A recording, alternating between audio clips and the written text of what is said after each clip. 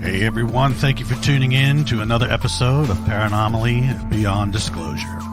We are a weekly podcast focusing on the paranormal, supernatural, and the metaphysical. Join us for thought-provoking discussions on paranormal phenomena, conspiracies, and all things unexplained as we talk to researchers and investigators about ghosts and hauntings, UFOs and aliens, urban legends, cryptids, and so much more. Please be sure to like and subscribe and follow to receive notifications when new content is made available. You can also visit us at paranormallypodcast.com for more content and information, including all our social links. Thank you again for watching or listening, and we hope to see you on the next episode of Paranomaly Beyond Disclosure. So grab yourself a drink and a snack, turn the lights off on the way back, find yourself a nice comfy spot, and enjoy this episode of Paranomaly. Stay with us, folks.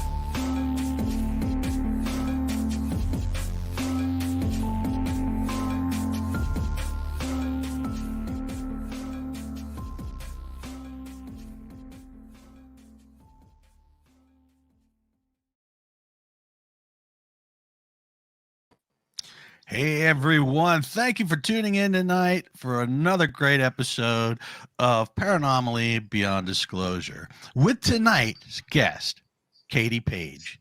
It's been quite some time since I last talked to Katie, and she is always such a great person to talk to, very knowledgeable. She is incredible. Katie, please tell us a little bit about yourself. Well, like so many of you out there listening, or whether you're watching, listening, whatever platform you're on, we have some things, a lot of us anyway, have things that happen to us that we don't quite understand, right? And for me, that happened at a pretty young age out on this ranch. And I just got into this field, kind of started in paranormal, worked my way into UFOs and MUFON and all that stuff in 2012.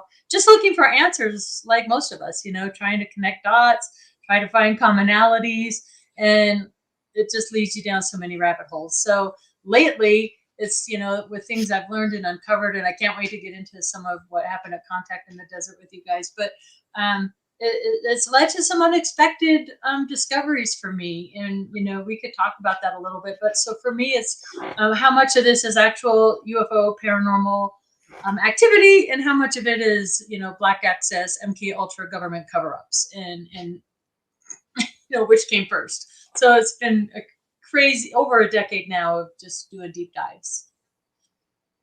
Very good. Now, you had mentioned something about synchronicity, and it's been in my head now. I'm curious as all with the synchronicity. Please explain. Well, first of all, I just have to say it's been a Monday, so I don't know if there's energy spikes going on. I don't know if any of you guys have had a bad Monday, but I just literally 2 minutes ago, the gas company just left, so we got the all clear. House is not going to blow up. Good. Anyway, so we just got back from a big adventure at Contact in the Desert. I was fortunate enough to be able to be on a few panels out there as well as a speaker. It was a fantastic event. They had over 75 speakers. If you've never been out to Contact in the Desert, I would definitely recommend getting out there next year, because it's always just such a great time. And I mean, you just don't have time to hardly take pictures or think or anything, because you're just go, go, go, go, go. But anyway, so what happened out there was really interesting. And I kind of need to give you some backstory, really. Sure. I think since Todd and Jim, first of all, thanks for having me on. It's been a while. I think it's even been, I don't think I've been on since after season 1 of Beyond Skinwalker. And so we could talk about that. But so I'm on this, what they call the Hollywood Disclosure Alliance panel, hosted by Dan Harari. And it was a great panel, several people on that. But Earl Grey Anderson, who is, I think they have 4 or 5 different MUFON chapters in California. But he is the state director of one of the chapters. And he's sitting on the panel and starts to talk about his experience, who his mother was. And, I don't want to go into his story too much because it's better coming from him directly. But in a nutshell, he basically says that his mother was one of, I believe, 2 women that worked for Howard Hughes. And while she was working for Howard Hughes, she was taken to basically an underground base down this elevator shaft where there was like a beauty salon. She spent some time down there working for Howard Hughes. Can we pause real quick? And who was Howard Hughes? Because I'm not familiar with that name. Oh, well, Howard Hughes, what is the movie taught about Howard Hughes? He was an aviator, very wealthy man. He kind of went crazy at the end of his life, but there's a really good, is it called The Aviator? Is that what it's called? Maybe some of your listeners I'm not sure if it's Howard Hughes movie. DiCaprio. Yeah, but he had several different patents and these kind of things. So he's a very, very interesting person. And in fact, that's on my list to really do a deep dive on Howard Hughes, because as it turns out, as Earl Grey's talking about his mother's experience working for Howard Hughes, taken to this underground base, and nobody ever really knew the location of this base. And I'm not saying we do for 100% yet, but we do have some clues, because in doing the program Beyond Skinwalker, one of the interesting locations in that series is called Mount Wilson Ranch, which is in Nevada. It's, I think, 40 some miles away from Area 51 as a crow flies. And so Jeff McBurney owns Mount Wilson Ranch. Bob Bigelow owned both Skinwalker Ranch and Mount Wilson Ranch at the same time. NIDS was out there doing investigations. We have photographs in Dr. Leo Sprinkle's folders of some really, Hal Putoff, Kit Green, Bob Bigelow, Dr. Leo Sprinkle, who I was close to, and several other people researching both the Mount Wilson Ranch, Skinwalker Ranch. And come to find out, Howard Hughes has a runway out there, had a lot of the area, the land out there. And as they're working on Beyond Skinwalker, doing some digging, and they're pulling some interesting things out of the ground. And one of them was a really ornate, almost lamppost, very ancient, very ornate, something you'd see like in Italy or something, pulling out of the ground at Mount Wilson Ranch. So, and they had the team from Oak Island out there doing ground penetrating radar. There seems to be something very large under that location there at Mount Wilson Ranch.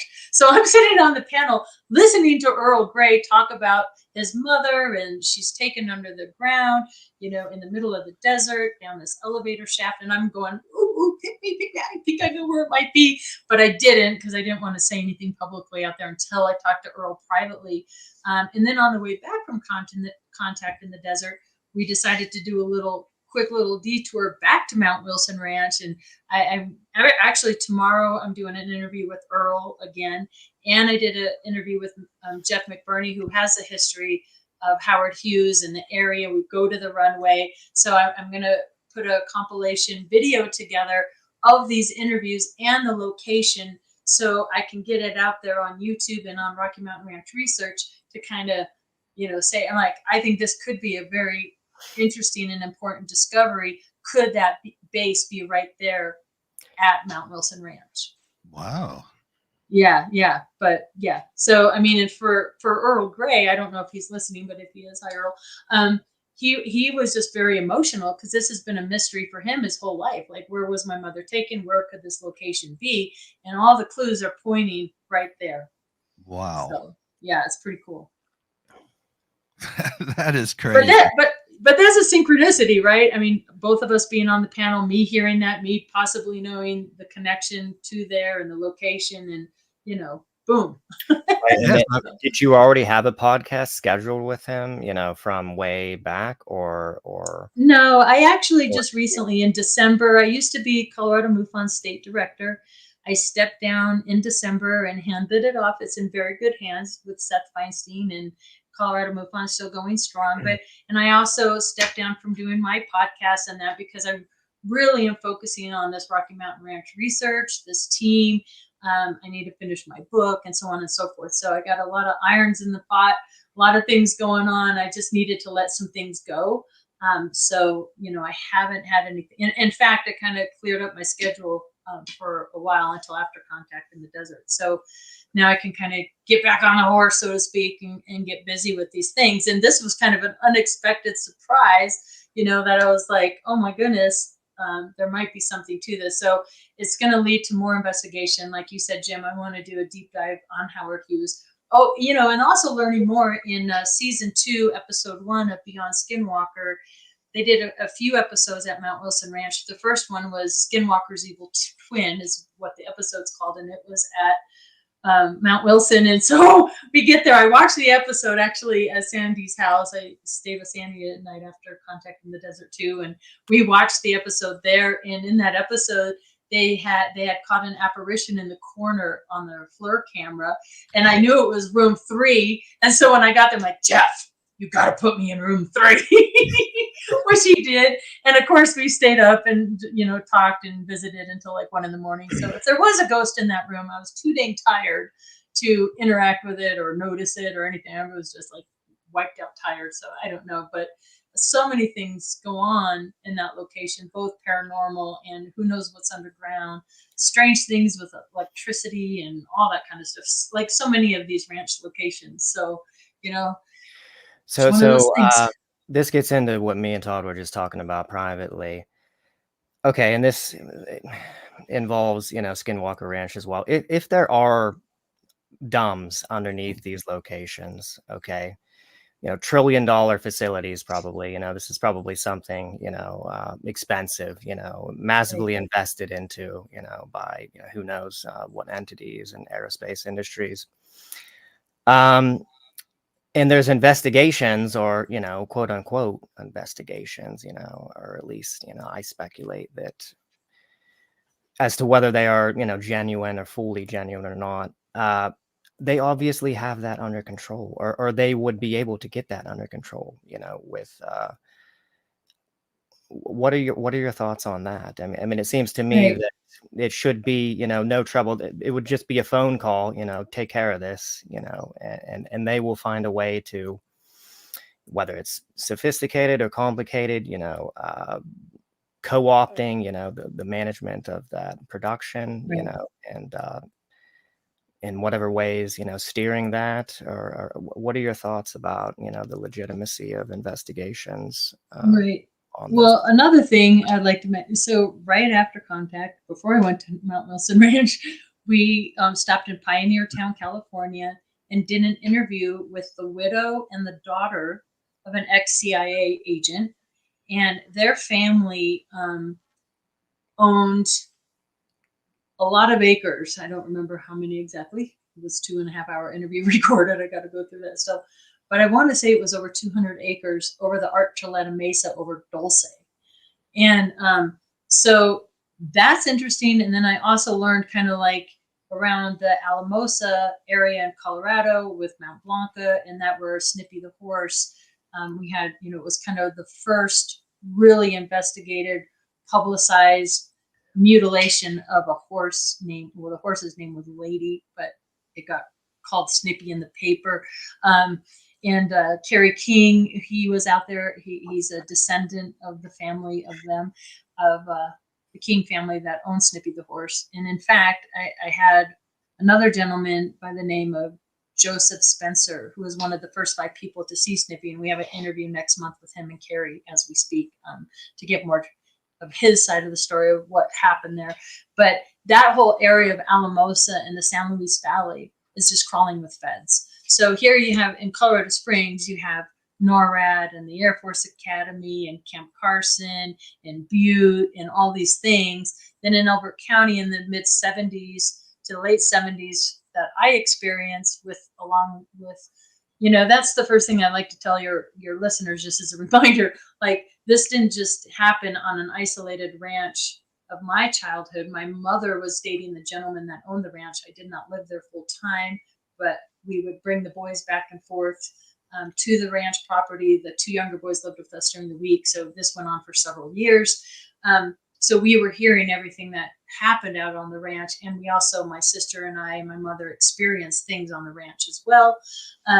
But this affected the whole area of Elbert County during that time. This is where Linda Moulton Howe got her start out there in Colorado as an investigative journalist. So visiting, again, another cool panel I had the honor of being on at Contact in the Desert was Women of Ufology.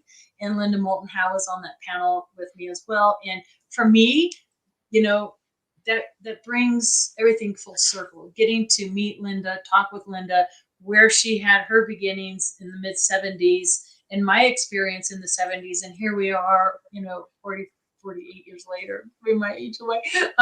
But we're still scratching our heads as to what was going on. And there's so many clues that are coming forward just recently. And I don't know why now, like we're learning about more of these MK Ultra things, and this tie to San Francisco, and the gentleman that was part owner of this ranch in Colorado talks about using legal in the I have the original briefing document here that John Schuessler gave me, but in here he talks about legal LSD. And so in talking to my interview with the ex-CIA people, they're like, well, they were experimenting, meaning military, and they had like vagrant people, homeless people from state hospitals or mental institutions, which interestingly enough, my half brother was in the state hospital in Pueblo. He was an arsonist. So I don't know if that ties in any way. Like I'm trying to make these connections on why our family, what was going on. But they were using something they called FM, and they were experimenting with FM, which stands for effing, without cussing, magic. So it was a mixture of like peyote, LSD, these kind of things. And then to find out we have, vagrants and people from state hospitals on the ranch property, what was going on there, and then in Dr. Leo Sprinkle's files, we have notes that say Warren, and his last name's redacted out, visits the ranch from Camp Carson. So question number one, why do we have a soldier from Camp Carson on the property? And it says in the notes from Dr. Leo Sprinkle, PhD, that he felt something take over his mind. It would make him walk towards the woods. It would release him. He would run back, and this did this to him 5 times. We have these strange boxes that we're seeing out there, these different devices, the disembodied voices, all of these weird things that potentially could be government black access cover-up projects for something they're doing underground. Also at Mount Wilson Ranch, the first time I went out there, not this last visit, but the time before that, a few months earlier, Jeff walked us to this, the shaman's cave, they call it. And I have video of it, but first of all, Jeff said when he was standing in the corner of the shaman's cave on his property, it was like he can feel almost like a vibration come up through under the cave, and it felt like a maglev train almost running underground where his body was vibrating. But if you kick the cave, it sounds hollow underneath. So it makes sense to me that, some of these major Air Force, military bases and NORAD, they would have domes underground. They would have connecting tunnels underground. And one of the very first things reported out there on the Rocky Mountain Ranch were these bangs and hums and things underground. So at the very beginning of my research into all this, I'm like, well, did they have the equipment in the mid 70s to bore out, right, and dig underground? And if so, where does all the dirt go? Where wouldn't there be dirt piles? I don't know how that is done, but all these questions. Yeah, I think the insider, just for the interest of the audience, Phil Schneider, I don't know if you've ever listened, his testimonies would be a good source to get some insight into that. Someone who actually, headed operations like that. Could you go back to what you were, let's go back a little bit. Were you alluding that your family in particular might have been involved in some kind of classified program on the ranch, and what was going on with your family on the ranch wasn't incidental? You were possibly there. I don't know that to be a fact. And this is kind of just something just recently I'm trying to connect these weird dots. Like, I don't know who this John person was. It's kind of confusing, but my mom was a computer programmer operator for United Airlines. I was born in Illinois. And then my grandfather was in the Navy. He was also a Mason. What's interesting about my grandfather, who lived in Lake Geneva, Wisconsin, he had a sighting of an oblong craft over Lake Como in Wisconsin in the early 60s, before I was even born. That sighting was investigated by J. Allen Hynek. Okay, that's crazy in of itself. So that's one piece of the puzzle. So in 1970, they moved the training center for United Airlines to the Denver Tech Center in Colorado. So the family moves in 1970 to Colorado for my mom's work.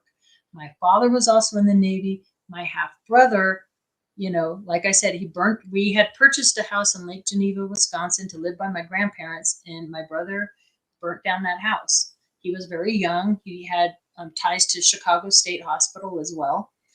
And then we moved to Colorado and we buy a house in unincorporated Arapahoe County.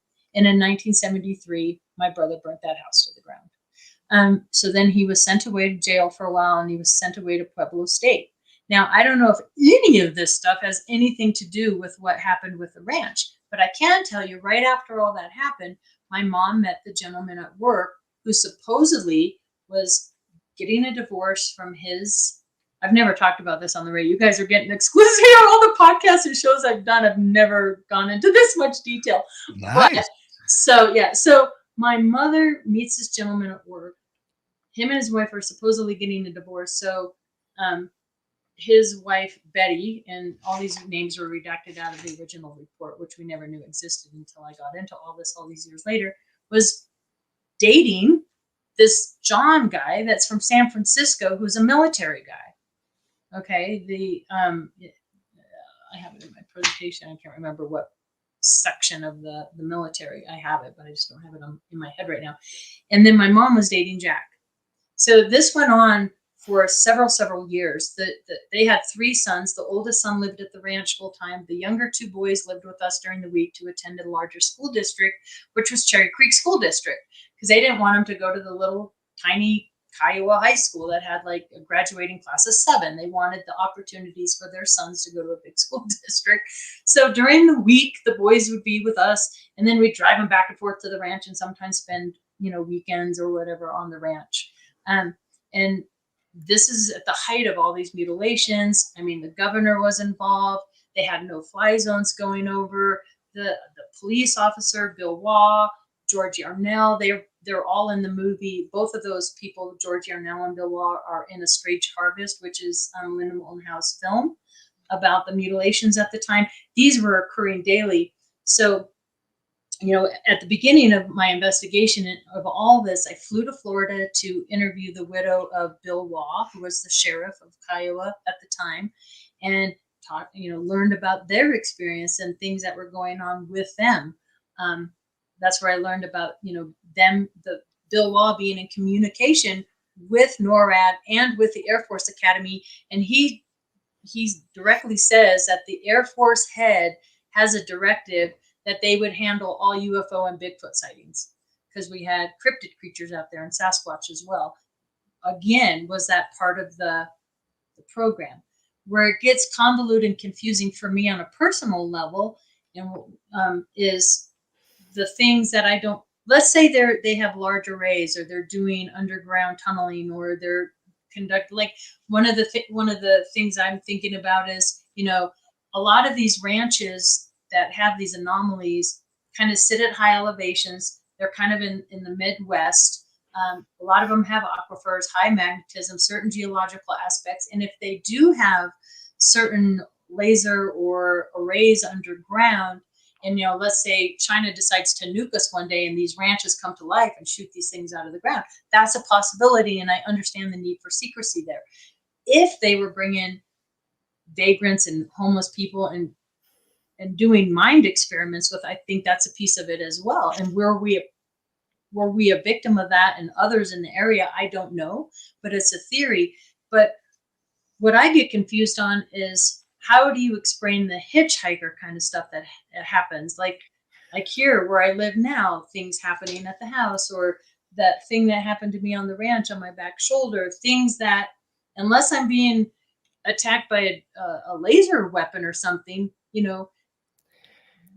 how do you explain that part of it? And how do you explain in doing the history of the land itself, looking into, so I went down to the Elbert County Historical Society and got all the data on who owned the property, and I found it was known as the Mulligan Homestead or the Mulligan Ranch. And I found an article.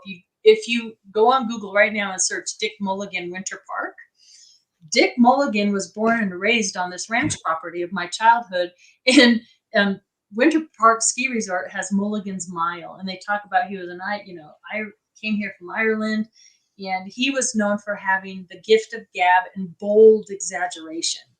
And I feel like probably paranormal things were going on at the ranch, and they're probably like, oh, Dick, you're such a ham, you're so full of it, and gained this reputation that is, you can Google it now. And even talking with neighbors that have lived there for generation after generation, before the military presence, before the 70s, they're having balls of light fly on and off the property, these kind of paranormal things, cryptid sightings. So from my research, it shows that the phenomenon predates the presence of the military. In other words, the military came after. So, Katie, let me ask this question quick. Why would they be doing psychedelic experiments on people? What kind of purpose would they have to do this? I don't know if it's there's military applications with that for certainly right. for super soldiers and just mind control assets, Manchurian Candidate type of agents, that are good at sort of keeping secrets because they can't remember to tell the secrets because their mind is actually partitioned in such a way where they don't actually have access to whatever secret stored information. That's one thing that I'll just float out there. Jim is absolutely right. And you have Havana syndrome. I mean, if you have mind control, and I believe, that the whole population is being mind controlled. I mean, programming, TV, radio, like all these on many different things levels. you get on many different levels. Right. And so if you use that in a war application or in profiling people, it's really interesting. I also find it interesting the level of interest between a male and a female that have had experiences with certain types of symptoms or things. They're really more interested in males and females because of that soldier, super soldier piece of the puzzle. And I was like, why? What is going on here? And what is the end game with it? I have no idea, but it's just one big rabbit hole after another. And I, for years and years, kind of just wanted a simple explanation because there's so many layers to what's going on at these ranches. The blacked out helicopters, the mutilation of different animals, the paranormal stuff, the UFO stuff, the boxes, and I just don't think it's a simple answer. I think multiple things are going on at the same time. And that's why it's just so, and I think also, and then you throw, just for fun, let's throw Richard Doty into the mix, who came in 1977. And when I first met Richard Doty, I think it was at the Laughlin conference in Nevada, I asked him if he was aware of the ranch in Colorado. I just wanted to know if he knew of it. And he confirmed, at least that's what he says, if you never know if he's telling truth or not, because once you're a disinformation officer, you're sort of always that in my book, but maybe he's trying to do right. I don't know. But he did tell me, he said, yes, I was aware of it, or we were aware of it. And that's the other thing. I kind of cornered him, and he kind of did this. And he said, we were just talking about your presentation. I don't know who we were. But then I asked him if he was aware. He said he was. And then I asked him about the two A-7Ds that had crashed, the interceptors that crashed in Elbert County on November 11, 1975. And he said, yeah, if you want to get more information about that. He was the one who told me to send in the FOIA, which I did, to Kirkland Air Force Base. And I got a lengthy report back. And we can go into that here in a little bit because there's some really cool anomalies about that. I might have sent you the picture, some of the pictures for that. I don't remember. And then he also told me, which I haven't done yet, and this is on my to-do list for this summer, but he said I need to FOIA the agricultural office of the Air Force as well. So And on that note, in talking to some witnesses that live there locally and have lived there for generations, one particular rancher said, every year for the past 4 years, we have people just knocking on our door from the Colorado School of Mines. And The right through Colorado where School of, what was that? School of Mines, School of Mines. A lot of Right. engineers. It's a really, really good geological engineer school here in Colorado. I think it's in Boulder. But every year they come out and they're looking for something. And through Elbert County runs the Palmer Divide. And there's some really weird anomalies through the Palmer Divide. So that might be another little piece too. There's just all these little threads to pull at. But what I was going to say about Richard Doty in all these different angles to come at this research, I think that disinformation, and this is across the board, both with disclosure and all, every investigator, researcher I know, I feel like they muddy the waters and they confuse things on purpose. So, it turns into this big knot, a tangled knot of web, of deceit and web, and we're left going, what's true, what's not true, what happened, what didn't happen. When you get the truth, then you doubt the truth, at that point, if the waters are so muddied, even if exactly, you don't know who or what to believe anymore. Honestly, right, it's just right, it's just crazy. So right. So what I wanted to get into real quick, while we're on the subject. So I just read, or I haven't finished it yet. I'm kind of a slow reader. Hunt for the Skinwalker, in preparation for this over the last week. And so the most significant thing as far as phenomena, as far as I'm concerned, is the window, is the orange sort of nebulous, sort of cloud-like apparition, sort of object structure that Mr. Sherman would see in a certain area. And I don't know if you know this aspect of it, Todd. I mean, you watch Skinwalker Ranch. Do you know what I'm talking about? I do, yes. So to me, I kind of think that the way he describes this, he's looking through it, in his scope of his rifle, and he's seeing, it's nighttime. He's seeing, what looks, and he says distinctly like another sky, through this sort of opening. I think his intuitions are correct about that. To me, that seems like potentially very likely a natural stargate. And I say natural because, the phenomena, does predate, the 1950s era, when we sort of developed this technology and things like that, and electrogravitic, field propulsion and stuff like that. So it's a natural stargate, okay, potentially. But yet the government doesn't control the property, which is very bizarre. As far as I'm concerned, based on what I've heard from insiders, this is, these access points, which supposedly there are, huge concentrations of these in the Middle East, which explains, some people think, our huge presence there, contrary, to what some people think, as oil being the reason. These are, from their perspective, like the great prize, something that, is absolutely, necessary to control and dominate these areas, with these natural stargates.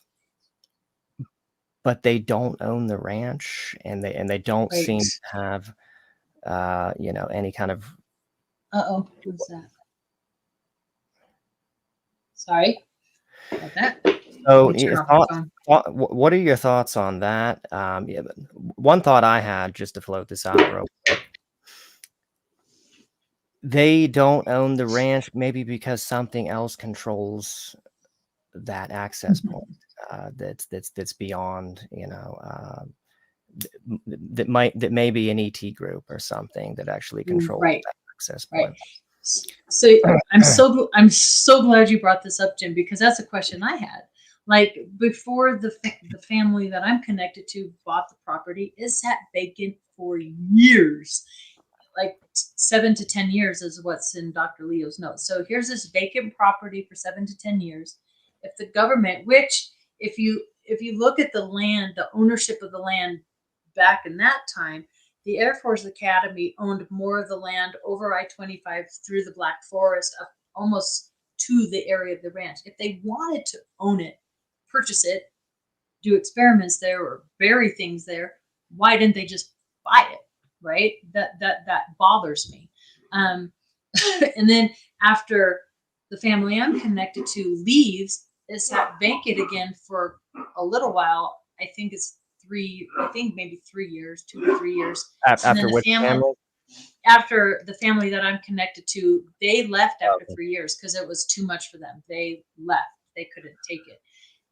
So maybe they were running them off. I don't know. There were rumors in the report that there were like, this is a small town, right? And people were talking. There was already legends about this property, about like things disappearing into the ground and orbs of light flying on and off the property, just, strange noises, these kind of things. So then this family that owns it now buys it like 2 to 3 years after the family I'm connected to sells it. So there's opportunities to buy it. That being said, there are ranches in the area that I do know. I have a friend of mine that they were trying to purchase land out there, and they had all sorts of trouble with it, and they ultimately weren't allowed to buy this land. So are there other pieces of land in the area that are being used still?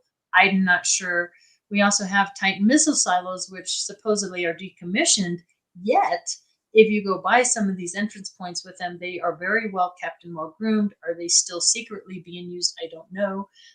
Things like that. So that's a really good question. And so that the would other piece of that, possible, control, so right, and military placements in case of, right. And then talking with Jeff McBurney at Mount Wilson Ranch and talking about, what scared Bob Bigelow off. You mentioned maybe somebody else is guarding these areas, these gateways, these doorways that are quite frightening, and something frightened him off that property horribly. So was it that? But it doesn't. But it doesn't stop, and it's just good to sort of just insert this here. It doesn't stop them from sort of, because there's definitely sightings of military black ops craft, over that area. It doesn't stop them from entering the area. They definitely come into the area. There's the black triangles. The definitely Raytheon or Northrop Grumman, type craft. The craft, that the Shermans would see, the sort of box-shaped fridge, light craft that they thought was the Winnebago. I mean, that definitely sounds like humans to me. They're definitely entering the area, but maybe, something, and maybe this, is as part of, who knows, their treaty agreements, there's been arrangements made, that this area is, off limits to any kind of, military emplacements. This is, I mean, who knows? I just can't think of a good reason why they wouldn't, control that property. I agree. I agree with you on that 100%. I'm not sure what the answer to that is, but I think that, you're naturally kind of going towards these gateways or portals, which is maybe a good time to talk about, season 1 of Beyond Skinwalker. It's season 1, episode 3 is the Rocky Mountain Ranch episode. And that was the very first time I had been back to the ranch, since I was young, since all that happened. And how young were you? I was 9 to 12. I was 9 to 12 years old when I was there, and my sister's 6 years older. So she was in her teen, into her boyfriends and boys and the prom and everything like that. But that had been the first time I was back since then. And before Beyond Skinwalker, before COVID, it's a gated property, and I had left a note in their little box outside the gate, kind of saying, hey, who my name is. I have, some connections to this property. I would love to be able to talk with you about what I experienced there, because I had no way of knowing what they knew about the property or what they experienced at the property. And I was really curious to if they had any unusual things going on, the mother or the daughter that lives there now and has lived there for over 30 some years now. And so when you see that first episode and we're meeting them for the first time on camera, that was the first time I met them. face to face. That was the first time I had all this research, and I like put it on their, they had a big shop garage where we met.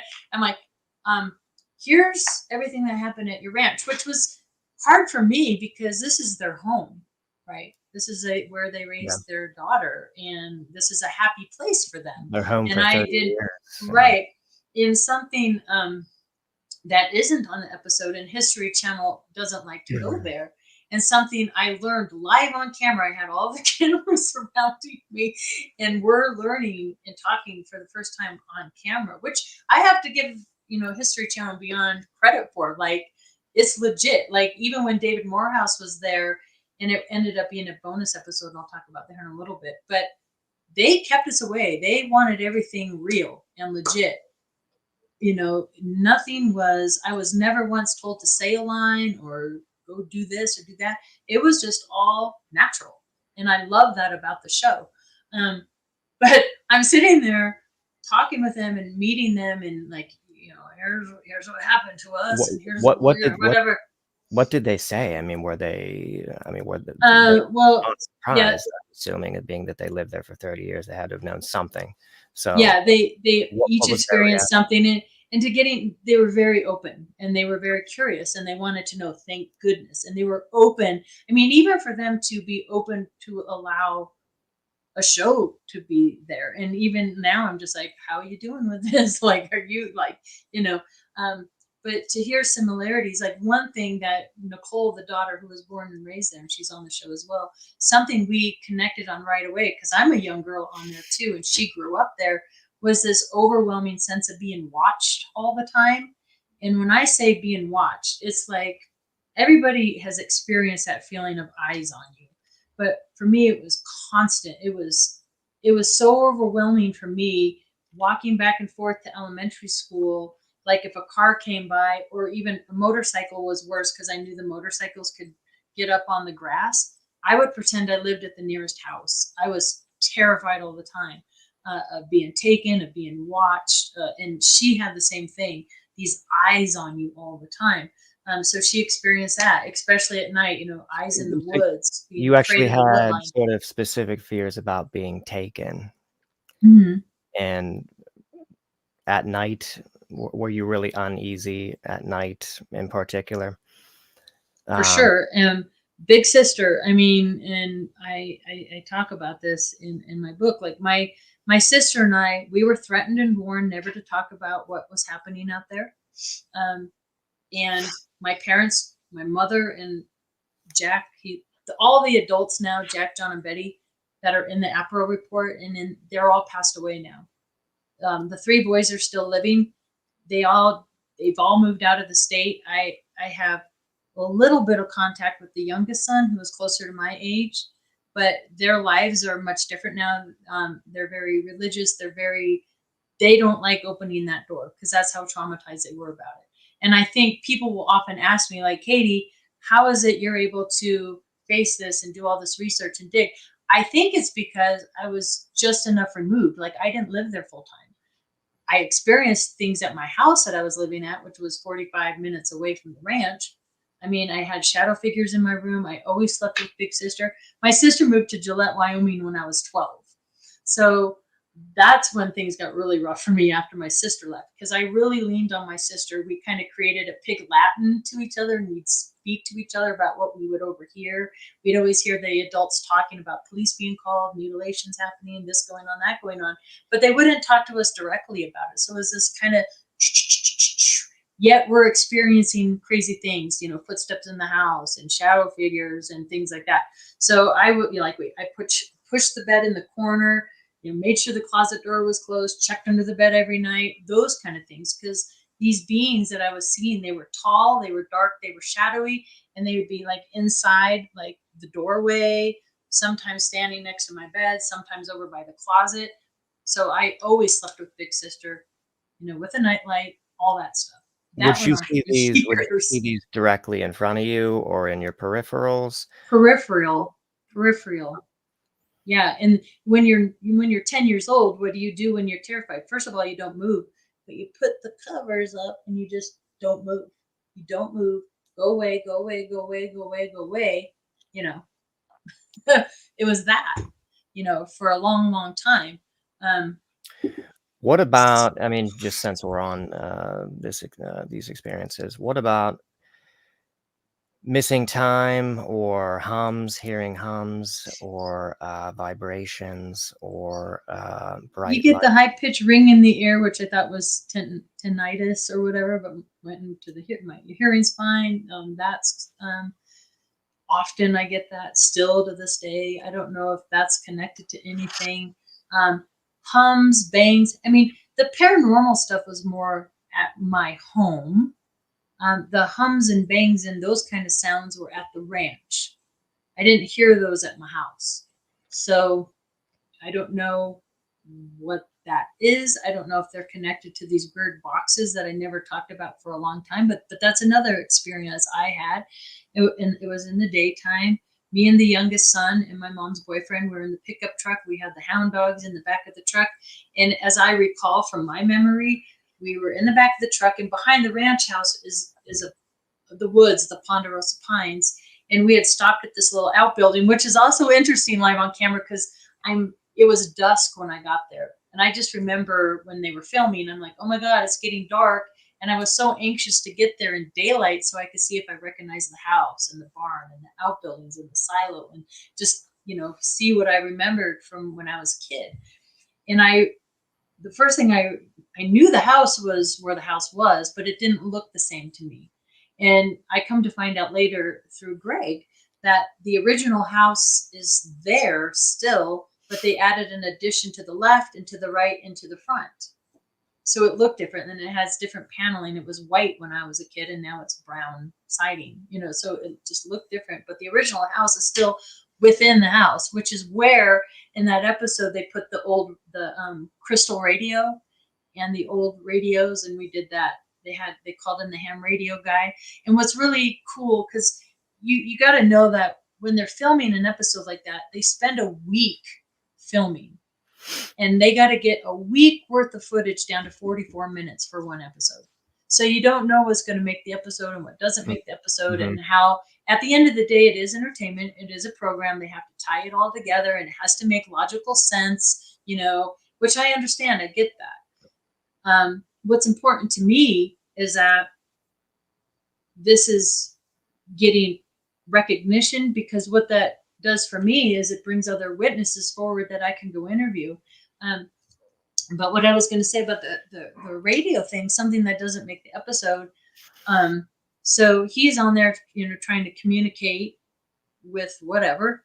And so they're like, hey, get permission to see if Katie can say something. So I do, like, hey, remember us? We're back. And we get a response. And I mean, everybody's freaking out. But what they don't really make clear in the episode, and what's really important for people to know, is it didn't do that for anybody else. And I repeated it 3 different times. And I was really surprised when I watched that during that same time, we were getting like through the like, it's like a CB, like the radio down here. They were like things coming in about the Vietnam War, as if there was like a time loop or a like we're in the early 70s or something. It was bizarre, and then talking to the network afterwards, what Travis Taylor and them, during this time, they're getting weird sounds inside where the crystal radio is, like clicks and things that they hadn't heard before that I think they're still looking at. Like, what is that? And I can't, because you signed non-disclosures. We did 2 more episodes for season 2. And what's really cool is my sister is back with me, and it was her first time back. And I had to do a little persuading to get my sister to go back, because she, for whatever reason, and this is a whole other interesting part of the phenomenon, maybe you guys want to talk about it a little bit, but I don't know why this hitchhiker thing attached more to me than did my big sister, but it did. And so for her, she's like, I don't want that on me. I don't want to invite that into my life, and I understand that. But in a way, I felt like it was going to be good for her to go back to kind of face what had happened to us, so we can bond and maybe help her remember some of the things that happened out there, which she did, by the way, which was whoa. And so I think at the end of the day, it was really cathartic for her to go back. And I also kind of told her, I'm like, well, when we're in our 70s and 80s, we can sit on the porch and sip lemonade and go, remember when we faced that? And it was a good thing to do as sisters, to go back and face it together. But I can't talk about what happened with her until after they air. But let's just say it's like, whoa. Yeah. So, Katie, let me ask you this. We're going to go back just a little bit. You had mentioned that you've seen beings out of your peripheral Shadow figures. Yeah. shadow people. Could this Mhm. have anything to do with like Men in Black or anything like that? Because what threw me was the word being, and Mhm. I know that you was young, so I was trying to get into my head. Is she seeing people? Is she seeing aliens? Is she Right. seeing? And what's weird about that, and like I said at the beginning of the show, my interest, I was a huge fan, still am, of the show Ghost Hunters. It's like one of my favorite paranormal shows. Jason, Grant, Yeah, Steve, yeah. Tango. In fact, did a few of their events. Did the St. Augustine Lighthouse with Steve, Tango. Oh, Jason nice. was there. Grant wasn't there. It was a really cool experience. And then did the Stanley Hotel kind of thing. So I kind of got my feet wet in paranormal, because for me, a lot of what I experienced was that part of it. And when you're 9 to 12 years old, this is going to sound funny, and I haven't shared this either before, but I can remember when I was younger, and we all have friends from school that come over, and I can remember my friends teasing me because we had a little thing of ashes, and it was my grandmother, and they would call it they're like, your house is haunted, because we'd hear bangs and sounds and footsteps and just stuff like that all the time. And they would go, you should make chocolate grandma milk. And just like, I was teased about it when I was a little kid, And so I recognized, though, that these tall, shadowy things that I was seeing, they would usually be in twos or threes. It was never just one. And like, my father's passed Hmm. away now. He died in Mhm. 96. And my father was something, you die, you dirt. He really didn't believe in anything. But after his third wife, Midge, passed away, that's a whole other story. He had a lot of paranormal things happen to him, made a believer out of him really quickly, because he married another woman, Liz, and things started happening. So, but that's a whole other podcast. But what was I going to say? Oh, and then my half brother, the one that was in this, he's passed away. So, I have had paranormal experiences that I believe are my father or my brother, let's say. Or like, I had a good friend who died, who drowned at 11-Mile Reservoir in a boating accident. When that happens, it's like one entity, or but this was different. Whatever was going on during the ranch years was different. Now let me circle back, because I kind of lost my way when I was telling you about meeting Greg and us sharing for the first time.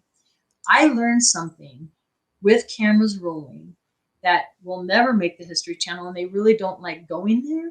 But Greg put out a lot of pictures when they first purchased the ranch house.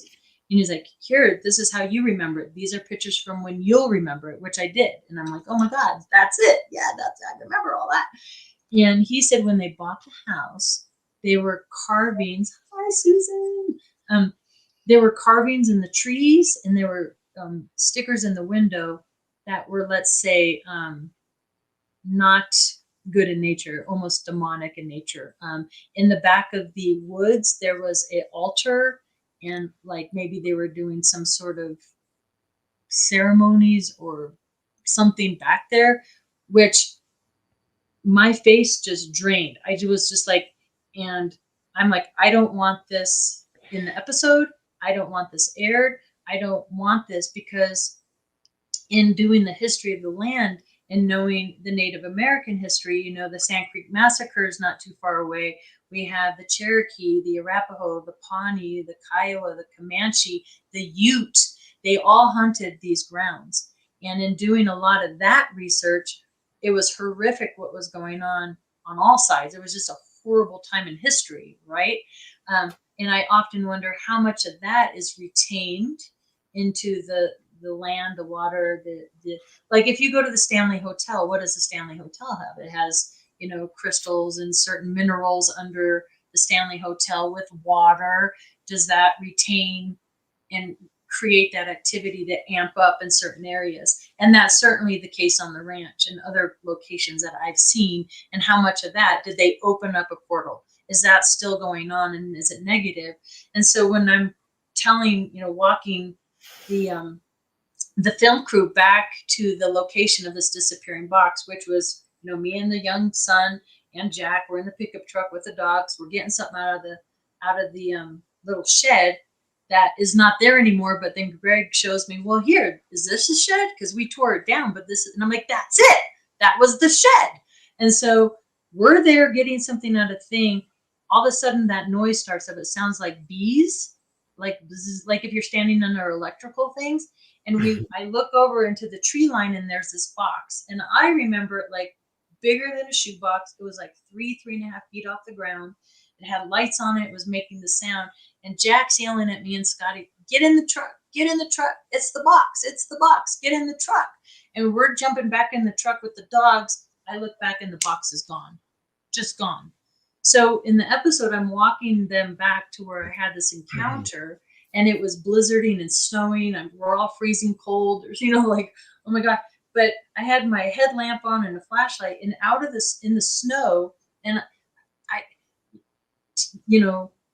TV or pictures or whatever, it doesn't do it justice, but live in person, it was like a blanket of snow, and it was coming down hard. And then all of a sudden these bipedal footprints come, and then they disappeared for maybe 12, 15 feet, and then reappeared, and then disappeared, as if something came up underground, walked, went back under, came up, walked, and disappeared again, which speaks to like a portal of some sort. Yes. And you had mentioned about the different elements in the ground, things of that nature. And I've always asked myself, is this something, because where there's a lot of sightings seems to be ground that has different mineral contents. Right. Like you're not going to see them over my area tons because, well, there's nothing that they want there. So it's just like a miner. So I think that a lot of those properties in those different elements is what attracts them and brings them there. So Skinwalker Ranch, has some unique geological features like gilsonite deposits. Is there anything similar in the Rocky Mountain Ranch? Yeah, there is. And yes, there is. And also the gold. And what's interesting in the reports, and this happened to me while I was out there. In the reports, they talked about the owners of the ranch, so Jack and John, they noticed that the activity would heighten if they baited the land. So like some people will bait things for like Sasquatch to come out, but they would bait the land with silver and turquoise. And when they would go out and put like silver and wires and turquoise, the activity would heighten. And interestingly enough, when we were launching the rockets, I had a pure silver bracelet like this, and the ranch took it. And so for season 2, in between shoots or whatever, I'm out there with Greg's metal detector looking for my bracelet, because I got it from Santa Fe, New Mexico, as a special bracelet for me. But I mean, I don't know what that is, but yeah, there is that. So it's a piece of the puzzle. Let's just linger here on this for a second. So it seems like there's things that can almost sort of modulate. I'm going to sound a little bit metaphysical here. Modulate maybe the frequency of the fabric of space-time, or the fabric of this dimensional plane. It seems like catastrophic events. Where there's horrific emotional energy. Emanating, from humans, maybe that might seem to have. It seems like, I don't know, that this is a possible thing that happens. Something can affect space-time, and can maybe, in some sense, kind of almost thin the veil, And maybe other things, like certain sort of mineral deposits, have their own sort of vibration or frequency. Not to get too metaphysical. that can similarly, affect, the frequency of the area in some kind of way. Have you ever thought about that, or Right. is Well, something? Jim, I think you bring up a super great point. In this last year, there's a few good books out by some good PhDs, and it goes back to the Freudian days where they're looking at disassociation, trauma, and the paranormal and unusual activity. And this has been studied for a while. And whether you disassociate through trauma, through meditation, through near-death experience, whatever the reason you choose to, or through drugs, right? So maybe that's a piece of it. Maybe that's why they're taking people, and maybe perhaps that's how we're connected, because God knows I experienced a lot of trauma with my half brother, who before he would even set fire to the houses would take an axe and axe up all the furniture and break lights and on. And I mean, I'm just touching the surface of trauma, and maybe that's a piece of the puzzle. Maybe that's some of the MK Ultra experiments, is looking at people that disassociate, that have trauma, soldiers, right? They're looking at soldiers or super soldiers that are under high amounts of stress in battle, that are seeing horrific things. And that is true, that people that are brought into these programs tend to come Right. from sometimes broken families or have had trauma Right. somewhat Yeah. in their past, and that is I'd be the poster child for that one. So I mean, my dad was married 4 times. I mean, it's on and on and on. So yes, I have considered that. Is that part of what's going on there? I have no idea of knowing. I mean, I don't know that to be a fact. But certain things I'm reading and picking up. Going back to San Francisco, even Charles Manson. There's thoughts, and there's been books written about Charles Manson being MK Ultra. These kind of things. Is that another piece of the puzzles? I mean, there could be multiple things happening, but certainly that's something that I look at and I wonder about. And I don't know. And which also ties into, because you think about what's been happening with, the Navy coming forward and Lou Elizondo, and oh my gosh, we're going to have disclosure in air quotes. That means something different for everybody, really. For me, it comes down to, I don't think we'll ever see it, at least not in my lifetime, because there's too much liability. If these truths ever came out, there's a lot of people affected by this, a lot of families generationally affected. No, yeah. I mean, nothing has changed as far as the Right. reason why they would never ever want to have these truths come out, because they're directly Right. connected to a whole mess of truths, which Yeah. implicate them, massively, in terms of, crimes against humanity, and the Yeah. most Yeah. at the most unbelievable scale, beyond, what we've seen in the 20th century with, Stalin. And I think it's on that level, as Yeah. far I as, do too. Yeah, I do too. so it just does not make any sense, that they're just going to just gradually be like, okay, well, Yeah. maybe we should tell them. I mean, it seems like, to me, I mean, maybe I don't want to get, too deep into this side of things, but I mean, the ufology that used to be, is kind of being paved over, at the same time as this new narrative is being rolled out. Mhm. All of the, ground that we have covered, is kind of being lost and forgotten. Things like the abduction phenomenon, it's just not even brought up, at all, in the context of this new narrative. I mean, it Yeah. just seems kind of really, watered down, to an extreme degree. Right. And even the mutilations, that's something, in getting to know some of these local ranchers. And first, I would like to say, historical research in these classic cases, as in what just happened with Earl Grey and this new information coming out about Howard Hughes. This stuff is important, and answers can still be found in going back. It's not too late to uncover some, hopefully, clues. I'm not going to say truths, but clues to some of the players, like my living room downstairs, because of pictures that I have found of people like in the mid-90s that are visiting Mount Wilson Ranch that we know about, because we know Linda Moulton Howe was out in Elbert County, so we know for sure, and Dr. Leo Sprinkle, and we know these people are tied into other people, help put out in these aviary groups, and Kit Green, and Richard Doty, and so I have all these aviaries on my wall, which is tier 1, but then you connect tier 2, and like, what was their game? What is their purpose? What are they trying to figure out? Is it disinformation, or are they trying to learn truths? Like, I'm just trying to wrap my head around. And some of these people are still very much involved in this field, and I don't know what their motives are. I don't know. It just, like I said earlier, gets so convoluted and confusing to me.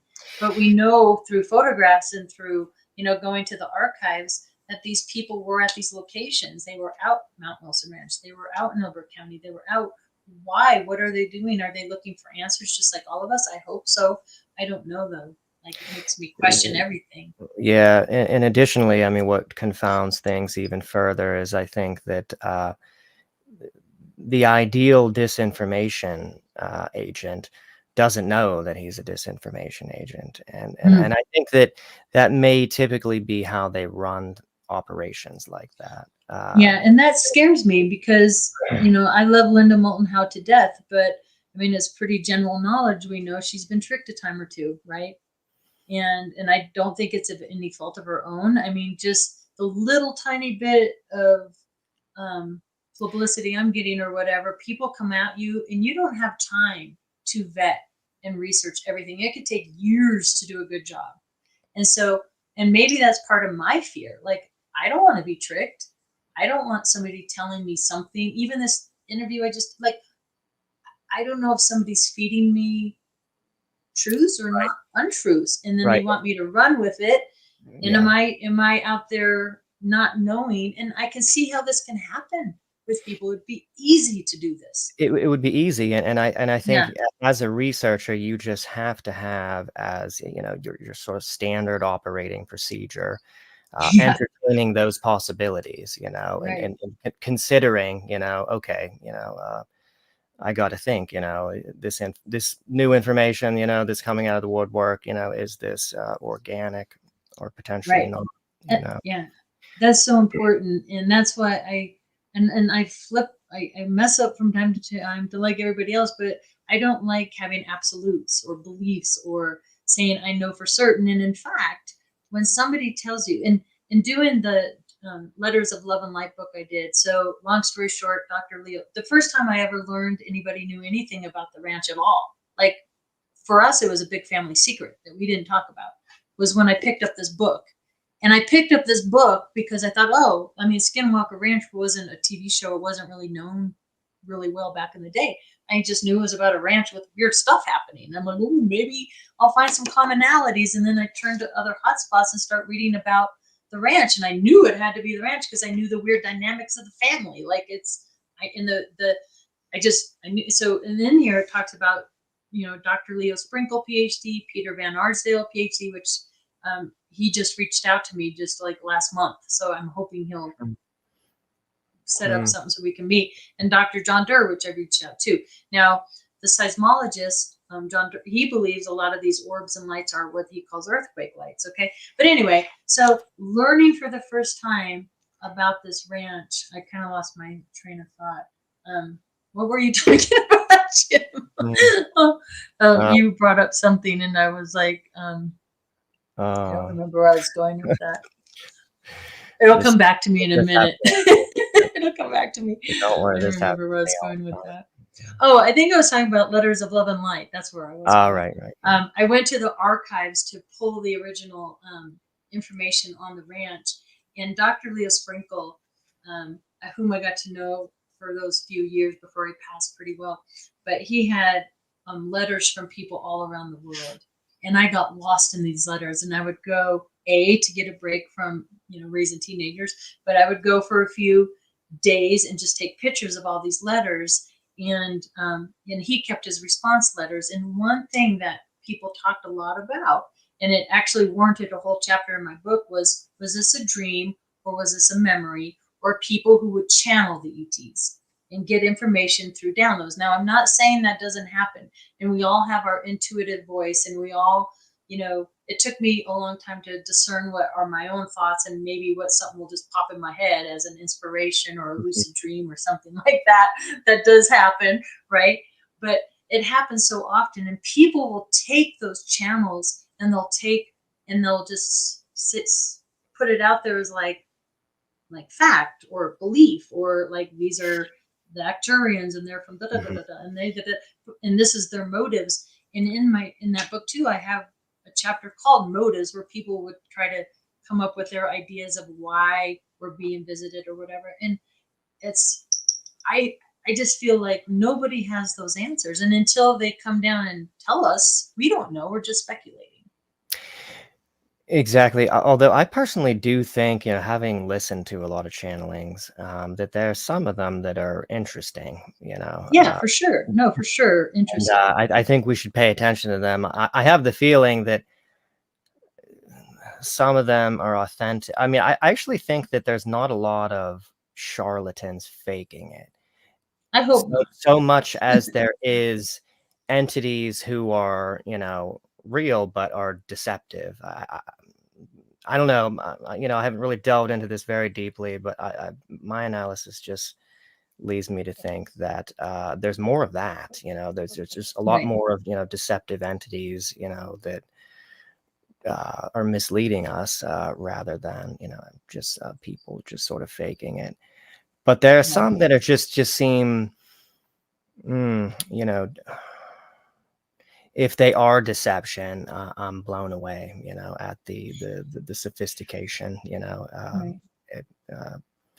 at some of these messages. Right. Well, one thing we can say in looking at the 40 plus some years of Dr. Leo Sprinkle's correspondence from around the world, these messages, whether they're from Australia or the UK, even Japan, they're pretty similar messages, right? So the commonalities between them are consistent. I can also say that I would love to believe that we're dealing with mostly entities that have our best interests at heart, humans, and hopefully that's true. But it's not all love and light. There's been some negative experiences as well, and I think that isn't looked at or talked about as much as it maybe should be, because I know there's a fear in that and a fear factor in that. But in the APA report on the ranch, what it was claimed there. Now, I never saw entities there, but other adults did. And they claimed to see two types of entities there. One was this Nordic blonde, blue-eyed type of entity being, and the other were what now, because of Paul Giamatti, I got to do a couple-hour interview with Paul Giamatti. I didn't even know who he was till I got home, and I'm glad, because I would have been nervous. But anyway, he calls them the Tubi guys, so I've kind of taken on that Tubi guy name. But there was sketches in Dr. Leo Sprinkle's files of what these Tubi guys look like, and I'm wondering if those weren't like half AI type, and maybe they're connected to that disembodied electrical voice. Maybe they're connected to the boxes. But in the APRO report, it says that these two types of entities were in conflict with one another.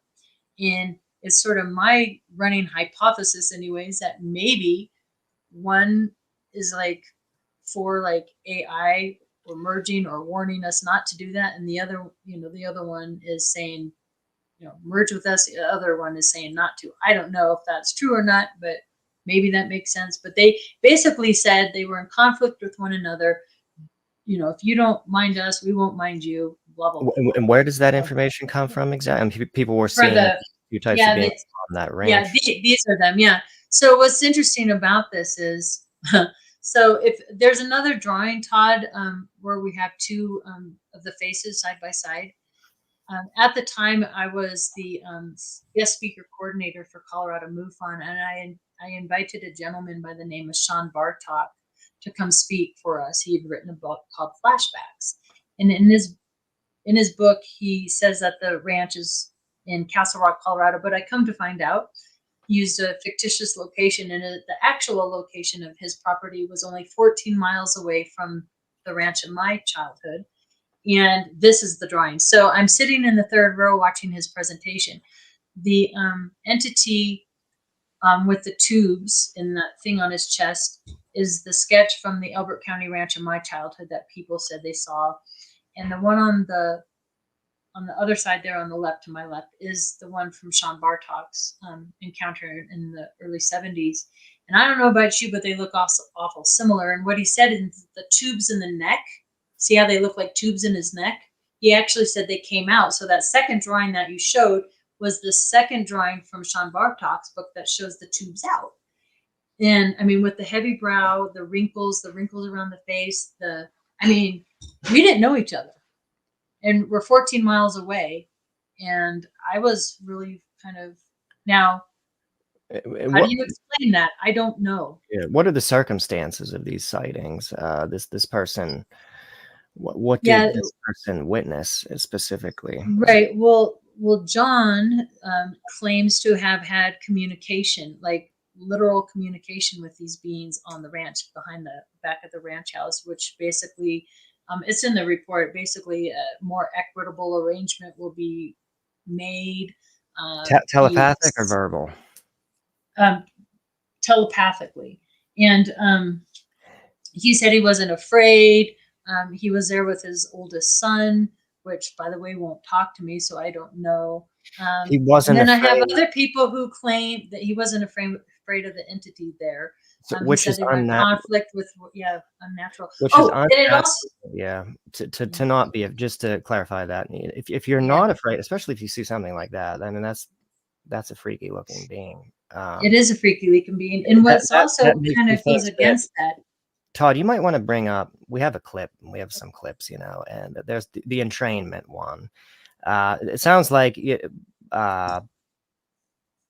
if he wasn't afraid, they entrained him potentially and modulated his brainwave state. And maybe that's what the boxes are, perhaps. And I know in the APRA report, it says that the entity said, we're going to show you that these boxes are lethal. So they had a Sasquatch approach the box, and when he got close to the box, the pitch or the tone of the box changed, and it brought the Sasquatch to his knees. In other words, don't mess with those boxes or us, because it could be lethal. So did they have some sort of a trance? There's multiple accounts of these adults that visit the ranch, that were at the ranch, the wife and others that were paralyzed when in contact. And the scary night for me and my sister and my mom, when we were there and we had that disembodied electrical voice, that whole thing, we have allowed you to remain. Your friends will be instructed to be silent concerning us. When I got home to my home that night, I went paralyzed for a few minutes, and I got my first full-blown migraine headache. So what was that? Was that some sort of frequency, or I don't know what, but you bring up a good point. Why wasn't he afraid? Because those are very terrifying looking beings. Right. I never claimed to see those, but. Jim, is this the clip that you wanted to see? Yeah, that's it. Oh, right. About the entrainment. Just for the. I don't know if you're going to hear it or not. They thump you. It's almost acoustic. They thump you. And until they finally come into contact with the brain level waves where they there we go. Communicating. Right. It comes in waves, almost like I don't know if anyone's hearing this. And then you feel yourself pulled in as the entrainment is occurring. The perception is being pulled into his eyes.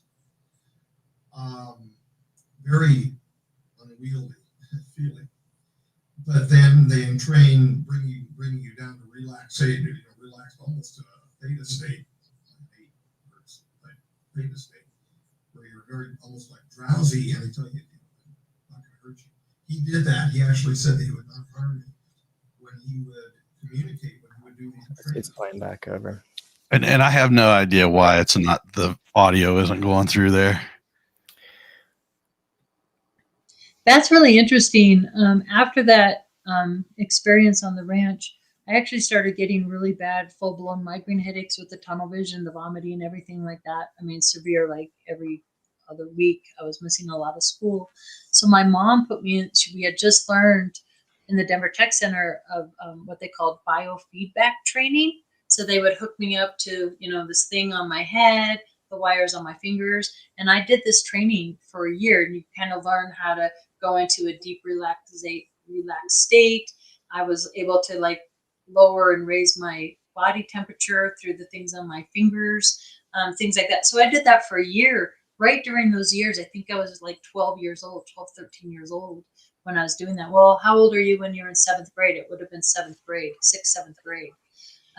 So that's kind of interesting that he's talking kind of about that a little bit. Am I right? Is that what he's talking about? Getting into that state Right. of So, mind? so he's actually directly referring to experiences he had with a gray type ET, the ones in which the government referred to as J-rods. I'm sure you maybe have heard Bill Uhouse talk about J-rods, or Phil Schneider, Right. I think, also mentioned J-rods.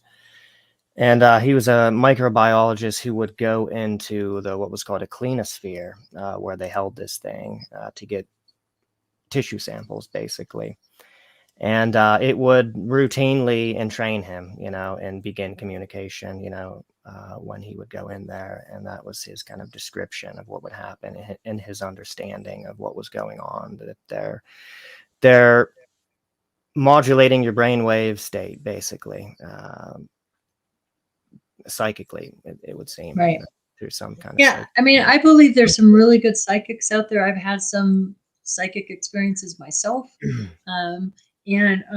So I believe it can be done. I mean, we all are energy, right? Everything's vibration, frequency. So I'm not saying that people who channel are not telling the truth. I believe it can be done. I'm just saying we have to be careful, Absolutely. like, Yeah. because we don't know who we're talking to. And that's what scares me at the ranch, right? Right. I don't know who or what has attached to me all these years. I always try to protect myself with white light, and even the John Dover and Stan Milford Jr. They've worked with me on ways to protect myself when I go on and off that property. That being said, the family that live there, they have really good times there too. So I don't know if things attach to places, people, both. I have no idea. But you have to be careful when you're opening up these doorways, or you're communicating with who knows what, because it's real and you're communicating with something. We all go somewhere else after this physical body. Yeah. Right. Going back to your headaches, I just wanted to mention this. You seem to have a lot of the, potential signs of a possible abductee. Have you ever had any regressions done and have gone back maybe to those experiences? Yeah, yeah. Dr. Leo Sprinkle put me under for an hour and a half. It was a really cool experience to be able to have that experience. It was different than, like, I grew up in the generation where you're like, watch the, and you're gonna, but that's not the experience at all. Like, he kind of put me in a deep, relaxed state, going down an escalator, an elevator, and what fascinated me about the regression, and it makes logical sense to me. It took me a week actually to listen to the cassette tape back, but once I did, I was like, well, this is interesting just from a psychological standpoint. I was told not to talk about what happened, right? It was like the secret. Me and my sister, it was like, we don't talk about this. And that was just by the electric voice, or did your parents? Yeah, my mom took that. Yeah, my mom took that very seriously. Like, basically, whatever that voice was said, your friends, that was us, we were your friends, will be instructed to remain silent concerning them. My mom was terrified. She was terrified. She still is. She's 92. She's still alive. My mother is. And she's very much into this. She's Rh negative. She's interesting just in her own right.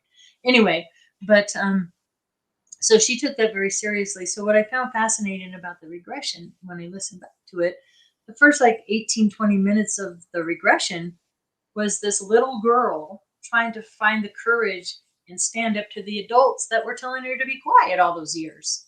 So it's this weird like therapy session with Dr. Sprinkle about how I was told to be quiet and how I needed to stand up to my mom and to, you know, the other adults that were telling me to be quiet. And I was like afraid in the hypnosis to talk. So And Leo once he, Franco was kind of talking to your yeah, child. he was kind of, yeah, he was talking to my child self, like telling me you're in a safe space. Nothing's going to happen to you. You know, it's okay to talk now. So that was just bizarre. And then once I got past that wall, You got past that barrier. got past that barrier, the weirdest thing that came out for me was when my voice kind of turned. I was talking like a little girl, and my voice kind of got shaky, and it said, and I wasn't scared, and it was just bizarre. Now, this is a hard one for me to talk about because I think hypnosis can be a very useful tool. Do I believe everything that came out of my mouth through hypnosis? Not necessarily. That's why I don't like to go out as an abductee. I don't even like to go out as an experiencer, even though I've experienced a lot my whole life. I tend to lean towards, I like, you know, the research. I like research. I want to put pieces together. I'm trying to tie people together and locations together and what's going on and how is all this working and why does it affect some and not others and why some locations and not others. That's where I like to keep my focus. I don't know. I don't know. Yeah, so we we actually got into this a little bit with Sev Talk in our last conversation. Yeah, so on one level, you know, so much of what we know about, you know, particularly things like the abduction phenomenon and the grays and everything, you know, comes from, you know, regressions. Mm-hmm. On the other hand, you know, there's definitely some strange things. Like I've noted. I mean, certainly, you know, we have to just as a matter of course, you know, consider that, you know, what we're dealing with here, of course, is sufficiently advanced to interfere, you know, with this process, with regressions, you know, with what comes through during regressions. We don't know. These memories, or what we think feel like memories, you know, during the course of regression, might not be memories. There can certainly potentially be a way to implant. A lot of times you know, there's discrepancies, you know, where they don't correlate with conscious memory.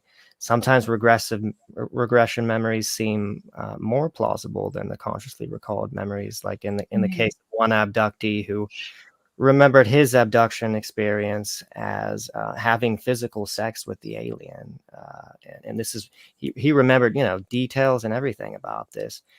Got the regression. This was one of John Mack's. And turned out that that was not at all how it happened in the regression, and it was a much more humiliating experience, and it gave John Mack the impression that, you know, maybe his ego self was protecting, you know, itself, and distorted the consciously recalled memories, and so he thought that the regression memories were more plausible. And then you have, you know, just sort of odd things like take David Jacobs, for instance, you know, who's done a lot of regressions, you know, who has, I think it's a large number, like 1,000 hours or something of regressions, you know, that he's done, and has drawn from that, you know, a firm conclusion on the nature of what is going on, a very specific conclusion. You know, the grays, this is a subtle sort of takeover of the planet. The mantids are behind it, you know, maybe created the grays. He's come to this very sort of specific conclusion. Then you have other researchers, regressionists like Barbara Lamb, for instance, who were drawing from all of their regressions and have come up with a completely different, you know, hypothesis and conclusion as to what's going on. Right. I find that. And then I find that interesting too, and to complicate things further, like everything does at some point. But then you throw that trauma piece into the mix, and because anybody who's been taken, whether it's a good experience or bad, it's a trauma, right? You're kidnapped, you're taken. Right. And then you throw, right? And then you throw scream memory into it. And then you have that whole dream state. And so many people talk about that and the extrasensory abilities and all this stuff. So it makes everything very confused. You can feel very isolated if you're going through these things. And just for any of those people out there listening that are going through anything that they don't understand, any of this stuff ringing any bells with anybody, it's so important to find somebody, like for me, when I met Dr. Leo Sprinkle, somebody who would just listen to you, not judge you, not say anything, just hear you. To be heard is so, so important, because this can come into PTSD type symptoms, isolation, depression, confusion. You don't know whether to believe yourself, let alone anybody else is going to believe you. Then you start questioning your own sanity. And for me, that was extra bad because I have a half brother, right? That struggles with arson and some things. So it was a lot for me. And maybe that's why I'm so hesitant to make that leap into, because I want to hold on to the research and to the documents and to the being grounded. I have to stay grounded because it's scary otherwise. And then at the same time, though, the transformative experiences Right. that abductees go through, generally Yeah. arise as a result of confronting the reality of their experiences and going through regressions and things. It's true. So there's that. Yeah, I'm that curious. certainly happened for me too. I mean, Mhm. like so many people that go through this process, and Dr. Lee Sprinkle actually, he worked with so many abductees and experiencers, whatever name you want to use, that he actually saw a pattern and he called it his packs, right? Early visitation and then the learning and the training and then the service to others, this whole thing. And I certainly went through that too. I had a mother who was very curious about different religions, and she would change her feelings on that, like she would change her shot, whether it was Jehovah's Witness or it would change every couple of years. And so Lutheran, you name it, she was very curious about all that. But for me, through this whole process of I would say it probably started in the early 2000s for me, and so many other people go through similar things where you start learning about all the esoteric kind of things, right? The spiritual kind of side of things.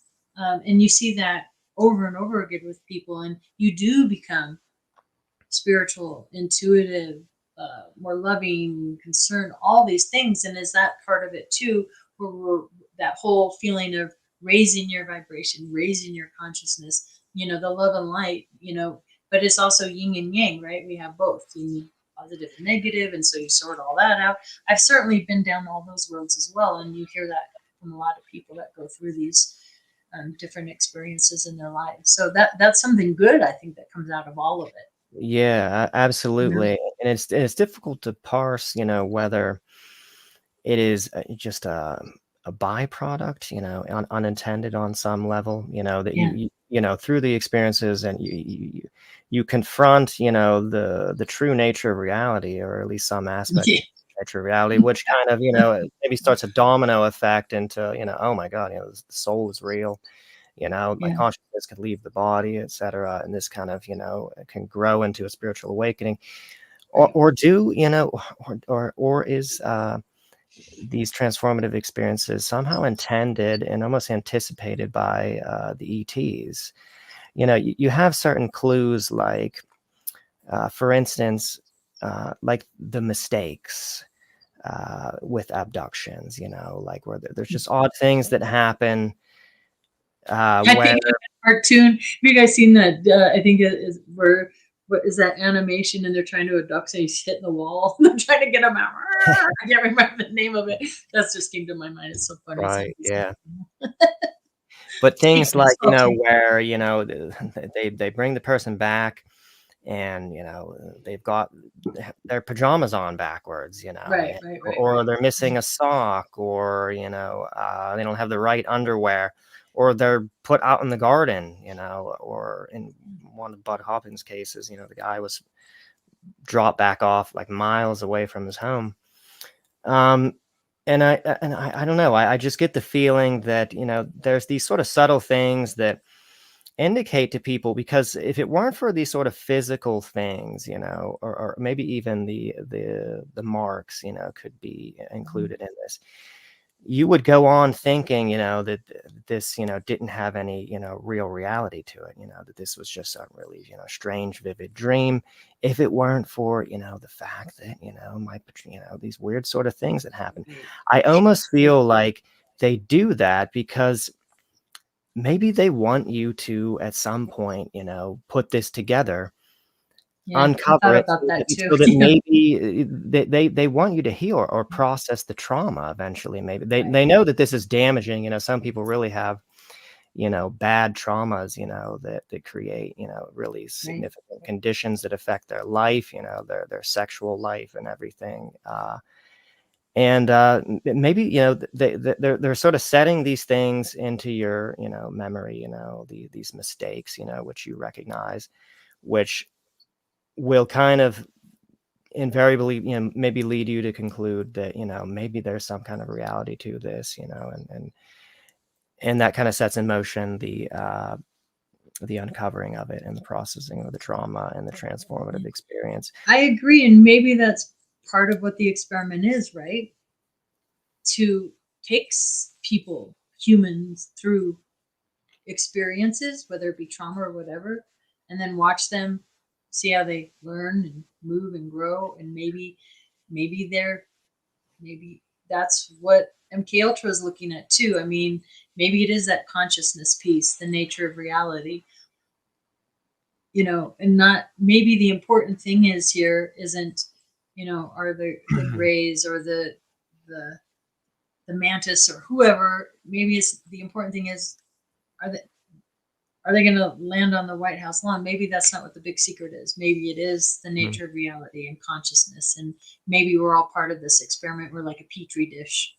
I thought about the two. Are we like entertainment? What are they learning from us? What are they gaining from us? What have they lost? That's something that came through my hypnosis. That, and Sev Talk, actually, I had Sev Talk on, and I love her so much. And she was just talking, and she said the words well-oiled machines. And I'm like, oh my gosh, those very words came out under hypnosis for me, that they were well-oiled machines and that they were taking us to gain some of the creativity and humanity back that we have, because at the end of the day, we are a very interesting species, that we're both creative and artistic and bipolar and emotional, and we could fly off the handle one minute and be so great the next, and we're complex, right? And I think that if some of these beings out there have lost that ability through evolution or whatever, AI, maybe they did neural link, you know, and they went down a path, they don't want us to go down that same path, because this is where they ended up, and maybe we shouldn't do that. You know, maybe that's some of it. I don't know. Right. But then, of course, I think we have to bring up here, you know, one of the big pieces of this puzzle is the hybrid program. And I can't see, you know, like maybe there are things that we don't know, you know, like I told this to Sev Talk, you know, it's conceivable that there could be, you know, some overriding imperative, you know, and maybe there's truth, you know, that they tell abductees, you know, this is for the benefit of humanity, you know, we're making special babies, you know, this is good for you and in the human species. But I just can't trace, you know, a line from, you know, the creation of this hybrid species to the benefit. I just don't see a clear. I'm open to the possibility that there's something massive I don't know here, but so far, I mean, I just don't think that there's anything truly compelling. And just to get back to Sev Talk, I mean, she was given some information in particular as to the reason for that. And they told her that the reason for the creation of the hybrid species is, and hopefully I'm getting this right and I'm not misrepresenting her, if something happens to the planet and there's a catastrophe, then these will be used to populate the planet and get life going again. Which, you know, of course, creates, a perverse incentive for certain outcomes, for humanity from the Greys' perspective. Yeah, all things to consider for sure. And then there's Dr. Michael Masters, that maybe they're us in the future. And, Project Looking Glass and time loops and trying to rewrite things and so many.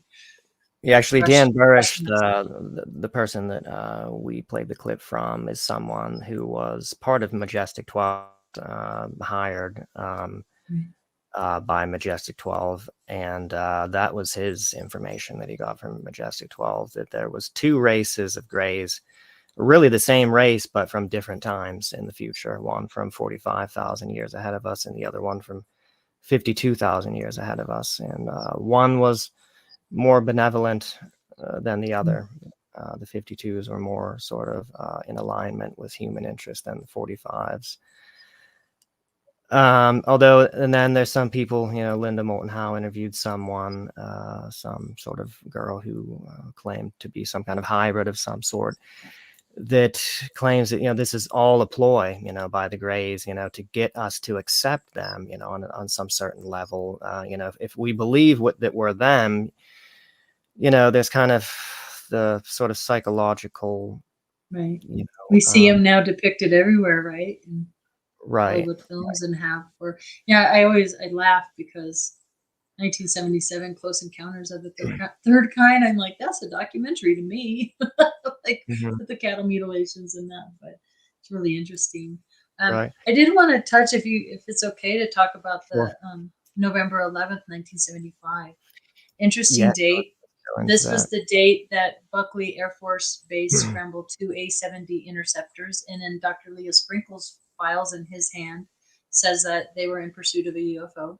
This is the incident that I FOIA'd about, and interestingly, who was in pursuit of a UFO again? Because I'm sorry, I just missed that. They were 2 A-70 interceptors that were scrambled out of Buckley Air Force Base. U.S. military.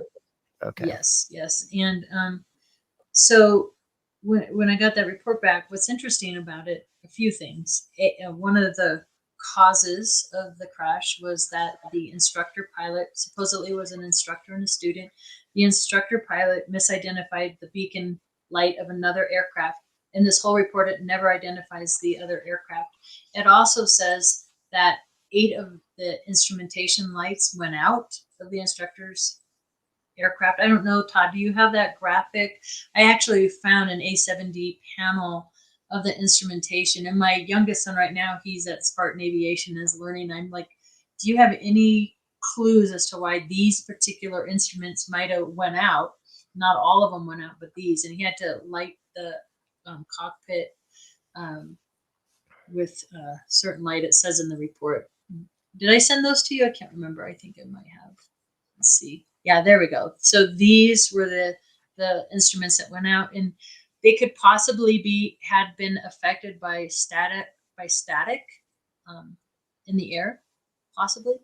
But I also found out that they also had 218 live rounds of ammunition on board, and they're flying over residential neighborhoods. I don't know if that's typical or not for the day. But needless to say, this was an unusual incident, okay? Both pilots ejected, both pilots survived.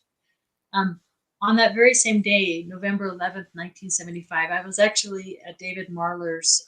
He has the National UFO Historical Research Center out there in New Mexico, which check out his website, his work. He does phenomenal work in getting all these big project, the original Blue Book and NICAP and CUFOS, and he just acquired APRO.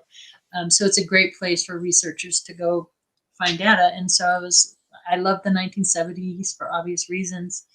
And I came across a 30 some odd page report on an incident out of Canada, out of Falconbridge, Ontario, and the date that they scrambled 2 F-106 Delta Darts. And it made the front page of the National Enquirer, where the Air Force actually admits scrambling 2 F-106 Delta Darts interceptors out of Selfridge, Michigan. They were watching numerous UFOs or UAPs or anomalies on radar out of Selfridge or Falconbridge, Ontario. And this was witnessed by ground personnel as well. There's a front page. Air Force scrambled jets to intercept UFOs. So several police officers, several civilians, several military men and women are watching these things. They're going 35 nautical miles over Lake Michigan. This also occurred November 11, 1975, the same date as the interceptors in Elbert County. Do you know what else happened November 11th, 1975, that morning right after midnight? Travis Walton was returned. And so when I talked to Travis Walton just recently, a contact in the desert, I'm like, hey, Travis, did you know that, these interceptors were scrambled and these interceptors were scrambled and crashed? And that was the day of your return. The exact 6 a.m. Exact day. And Travis says to me, just this last, at contact in the desert, he goes, you know what else happened on November 10th, 1975, the day before? The Edmund Fitzgerald went down over Lake Michigan. And all the people on the Edmund Fitzgerald disappeared. They never found anybody. Now, when I was just so don't know how it sank still. There's theories. Yeah. I the little bit I just researched it looks like one person was recently found, I think in 2020 or something. They found one of the survivors from the Edmund Fitzgerald. So all four of these events are occurring at the same time. So something was going on. November 11th, 1975. Fascinating stuff. And I love these connections. And 11/11, it's 11/11, Exactly, 11/11. And what I love about this is that for all your listeners out there, history is important. It's never too late to uncover some of these connections, right? To connect dots. So, because some people will ask me, like, well, why are you still doing this? Happened so long ago, but things are still being discovered. So I'm not going to stop, No, unless I get paid off. Yeah, there's absolutely space for new thinking and just new hypotheses about I think a lot of researchers like with the abduction phenomenon have been in a really fine rut and just UFO researchers in general and I think given all we know now I think there's the possibility that we can really break new ground even with old cases and come up with new ideas. And I think you're right. I think we're at a pivotal moment, actually, because thanks to shows like yours and numerous others and the technologies that we have now, where before it would take us a lifetime to catch up on just history, but now there's all these different for the first time, at least I believe, we're throwing all the different elements of all these different kind of unexplained phenomena, I guess I'll put it that way, where we have the consciousness piece, right? All these people are starting to talk, and I feel like we're and with what we're learning about the brain and the nature of reality and quantum physics and all these things, that we're getting closer to discovering something that's just going to blow everything wide open. That'll cause, because if you think about it, what we can see and experience and feel and hear is such a tiny little sliver, and we're just now starting to go beyond that a little bit. And I think that's where we're going to start going, oh, this is starting to make some sense now, right? Maybe we are in a matrix, and if we are, then that explains all the cryptids, all the UFOs, all the different types of beings, everything, right? If that's what we're living in, that makes sense to me. Right. Look at David Icke's work, maybe that's what it is. Well, and the times really have changed. If you go back into the 40s, and someone said UFOs, people are like, no, we ain't talking about that. Tinfoil hat. We're not talking about it. A lot of it was religion. There's no other creation except for God, and that's the end of that. And then in the 60s, up into probably the 80s, people were probably like, UFOs, I don't know. Everyone was kind of on the fence. They're like, what to Right. believe. And then when you hit into the 90s to 2000s, people are so open now. They're like, yes, I'm seeing stuff and I've seen Yeah. Bigfoot, and they're not as near as scared anymore. It's true. We're always going to have the disinformation, obviously, because the end goal is, if they do come out and say something is true, no one's going to believe it, so it's going to be, or we're already prepared and we're believing everything that we Right. want to believe and not the government, because everyone knows you can't trust the government. Right. Do you think somebody out there has the answers though? That's what I wonder. Like, does anybody have the truth? Or You is know, everybody just as confused as we are? I tend to think that somebody out there knows what's going on, but then again, it's going to be somebody top level, top secret, and they're just going to trickle little pieces down, and that we're back to where it is, already. Is it true? Is it not true? We'll never know. I mean, yes, I'm a huge fan of Skinwalker Ranch, and I've watched your stuff too on Beyond Skinwalker Ranch. And, I know that the show is for entertainment, but I do believe that Travis, and Travis he's up there. He's big, man. Yeah. I don't think he's going to ruin his reputation by lying.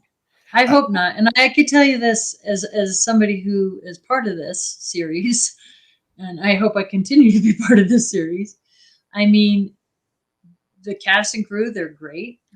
Everything seems, I mean, when David Morehouse came, so that if you go to the historychannel.com, I think there's a link on my webpage too, katiepage.net. I think I link it there on my homepage, but there's a bonus footage of the remote view. And the remote view was the biggest remote view they have ever done in the history of the United States. I mean, they had 70 remote viewers from, I want to say 6 different countries, over like 7,000 points. And anyway, so for 2 hours, David Morehouse is briefing us on Beyond Skinwalker. And my mind is like blown, right? I mean, boxes. There's even one of the remote viewers even sketched this like box with these electrical things and this thing kind of all fuzzy next to it, which kind of talks about what the APRO report talked about, like the box being lethal, humming noises, soldiers there, whether they're police or soldiers, I'm not sure. So boxes, entities, craft. He does, if you search David Morehouse, he does a deep dive on it on a show called Through a Glass Darkly, if anybody's interested in seeing 6 hours of what they uncovered at Rocky Mountain Ranch. But there were times, and I can tell you this. What was it called, Katie? I'm sorry. It's called Through a Glass Darkly. So if you Google Through a Glass Darkly, David Morehouse, Rocky Mountain Ranch, or Beyond Skinwalker, there's 3 episodes, I believe, and I think so. It's 6 hours of the information that came out from this remote view. Fantastic. And I'm on there watching it live with my mind being blown. And I'm on the phone after I leave the ranch headed back, because from what I've experienced there, like with the rockets, I mean, I'm there when this is happening. Nothing's being faked. When it went over the landing site, that's where the big circle on the thing where nothing grew. I experienced that as a kid. Me and my sister were throwing the Frisbee there. That's the location. That's where the rocket went down. I was standing there. Like, they can't fake this stuff, right? The thing that happened to me on my shoulder, you can't fake that stuff unless they're doing an energy beam to my shoulder. But why would they do that? And I can tell you this, and I don't mind saying this publicly, if I ever found out that any of this stuff was faked for me or my sister or anybody else, this affects me. This has affected my whole life. And I just can't wrap my head around thinking that a show would fake any of this. Now, I know there's some controversy about the 1.6 gigahertz and what station that is. And I mean, I don't know all about that kind of stuff. But they just better not be doing that, because what very about personal for me. So yeah, well, what happens? I mean, so there's so much money, behind these shows invested. There's people, Not for me. it's a lot. Well, I mean, whoever's paying for it, Right. and they need consistent content. I mean, Right. it is Skinwalker Ranch, and there is, just heaps of, things that do go on there. But I just Right. worry, about, the incentives are set up, of course, to give rise to, I know. I wish some of that would trickle down my way a little bit, and that's another thing. Just real quick, I'd like to get like, and I used to be one of those people. I used to have the illusion that there's people in this field that are just making bank and maybe all. Right. Well, the reality, sadly to say, is not that. At least not for me, anyway. So if there are people out there, good for them. And now I'm finding myself defending myself because I quit. I have my degree in visual design, visual communication. So I had my graphic design thing, and I quit all of that, and I do this full time. This is what I do full time for over a decade now. I do this full time, and yeah, I'm not going to apologize if I make a little tiny bit here and there because I have bills to pay and gas to put in my car and things like that. So, I get it, but I also get the other side where people have this illusion of that, and I'm like, this is well, not just to true clarify, for like, most of us. I definitely don't mean when I say that, Yeah, I no. definitely don't mean like you and, even Right. I'm sure there's a few that are, but who's ever, investing, however much money, it costs, into the show, and, right. Yeah, right. is counting on the fact that, that they continue to, produce content, exciting Yeah. content, that kind of, and, you kind of need to sort of continue to push the bar, and you Right. can't have the kind of same things going on. You got to have new stuff. I just don't like that sort of, system of disincentives. I'm not saying I don't know anything about, whether that's going on or not, but, it's not. I don't either. So if it is, they're doing a hell of a job keeping it from folks like me too, that are just kind of part of it. I hope that's not going on. And I could tell you just from the research I've done with Jeff and Mount Wilson and what, talking to witnesses and even, talking with, a witness out there and his encounters and other ranchers, and there is a phenomenon, no question about it, so I am appreciative that they're connecting these other locations and going beyond Skinwalker, hence that made me happy. Like, Skinwalker is great, but this is happening, Paul Sinclair in the UK, talking to him. This is a global phenomenon in certain locations, and I'm really thankful that, yes, at the end of the day, they have to make a consistent show that's entertainment, that's fun to watch, that makes sense, and all that stuff. So that's part of the deal. But at the same time, it's getting these locations to work with each other and look at commonalities and try to figure it out. So it's kind of doing both things. So I'm like, yay, like, for me, it's been such a great service that they're providing to make it more public and known, because it offers the opportunity now to do these interviews and talk to these other witnesses. Because I think at the end of the day, we're not going to get disclosure or any truths from these people. It's going to come from regular folks like us that experience the phenomenon. Right. And who has the most to lose? I mean, like, especially with like Skinwalker Ranch, you have Brandon.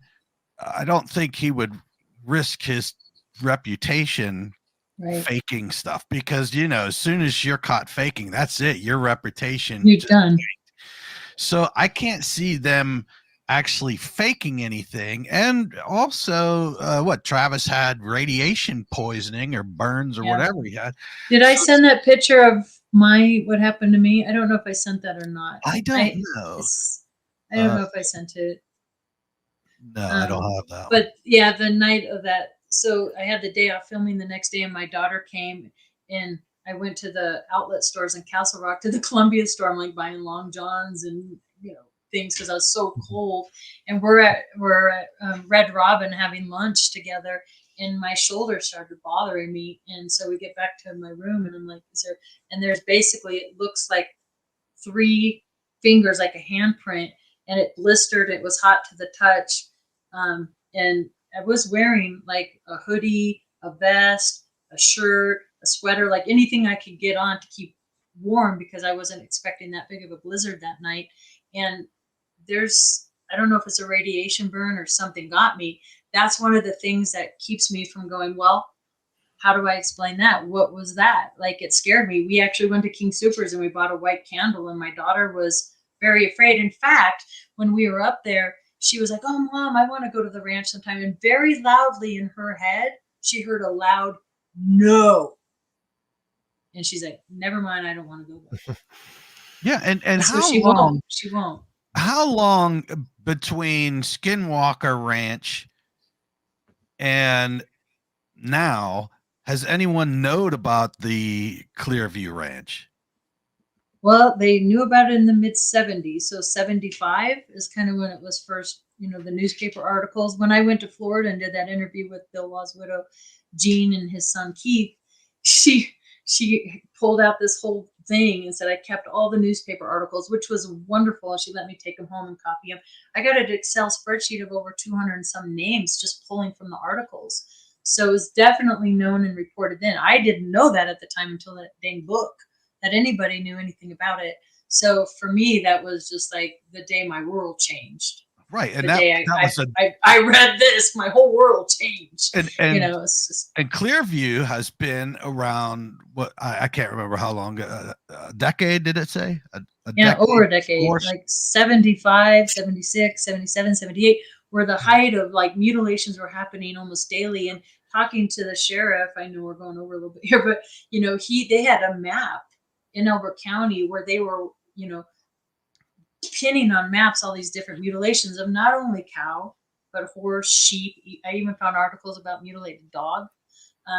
And so there would be a mutilation like in Montana, this is according to Keith, and one in Colorado right around the same time that they're happening. And so Colorado, Elbert County was hit the hardest for sure, but we had them in Montana, Wyoming, Colorado, Oklahoma, Utah, Texas, the whole Midwest.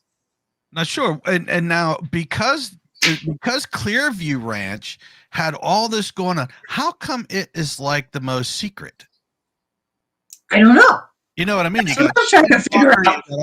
I'm trying to figure out, like, why did Bob Bigelow own Skinwalker in Mount Wilson, and how does Colorado tie into that, and does it?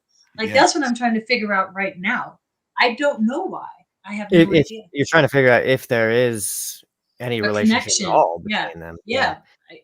I wanted to ask you. I know.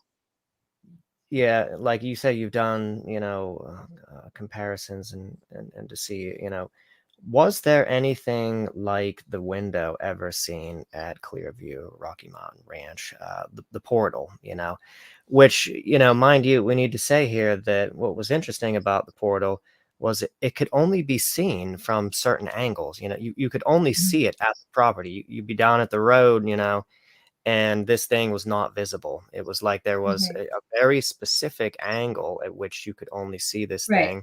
Has anybody ever reported? Yes, that was reported. And it's also reported down at Trey Hudson's, the Meadows down south, where they had something very similar show up on their FLIR. You could see the team, and then when they go into this block square thing, that you can't see them, and then you see the team come out of it as if some sort of portal, or I don't know what they're walking into, a vortex. That's been spotted and reported on the ranch in Elbert County as well. Also, what's reported are these weird cryptid creatures, these large, and also with Sean Bartok, 14 Miles Away, in his book, he talks about like the phoenix type of birds, these weird platypus creatures that are seen out there. So different types of cryptids, not only Sasquatch, and are those going in out of something, right? You hear about that in the UK as well. So there's multiple layers to these things, and just having the military presence out there just confuses everything. That's where I'm at. I mean, And you know, that kind of also ties into the theory of like a Middle Earth. I mean, you talk Yeah, about, right. you know And what then I mean? these things underground, these cities underground now. What's this? Yeah. And then you throw Howard Hughes and what's going on there? Well, And you are these did tunnels and mention Dulce Base and you did mention, and I did look it up briefly.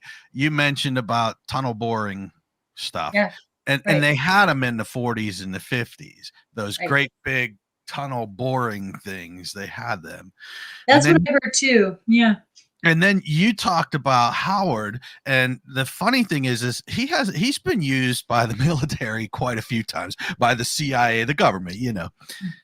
One in particular, and I couldn't remember the name of it, was it was called Project Azorian, and Oh, what happened is back in 1974, the CIA got a hold of Howard Hughes and said, "Hey, uh, we had found these I don't know what deposits they were, some kind of gemstones or something."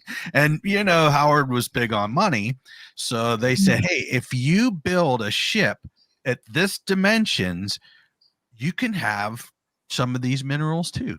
So he did. And what it really was there was a sunken Soviet submarine. It was a K-129. It was in the Pacific Ocean. uh, they wanted it, but they needed something big enough to get it. So Howard did the boat, everything that he thinks that he's doing this thing to get gems or minerals or whatever. And they get this sub from 3 miles underneath the ground. and So is that buried at Mount Wilson or is that buried? I mean, where's this thing now? It makes you wonder. What's interesting when we were just there, Howard Hughes's runway, you could see the road and it doesn't turn to the left. It only turns to the right to where the Mount Wilson Ranch is, which is interesting.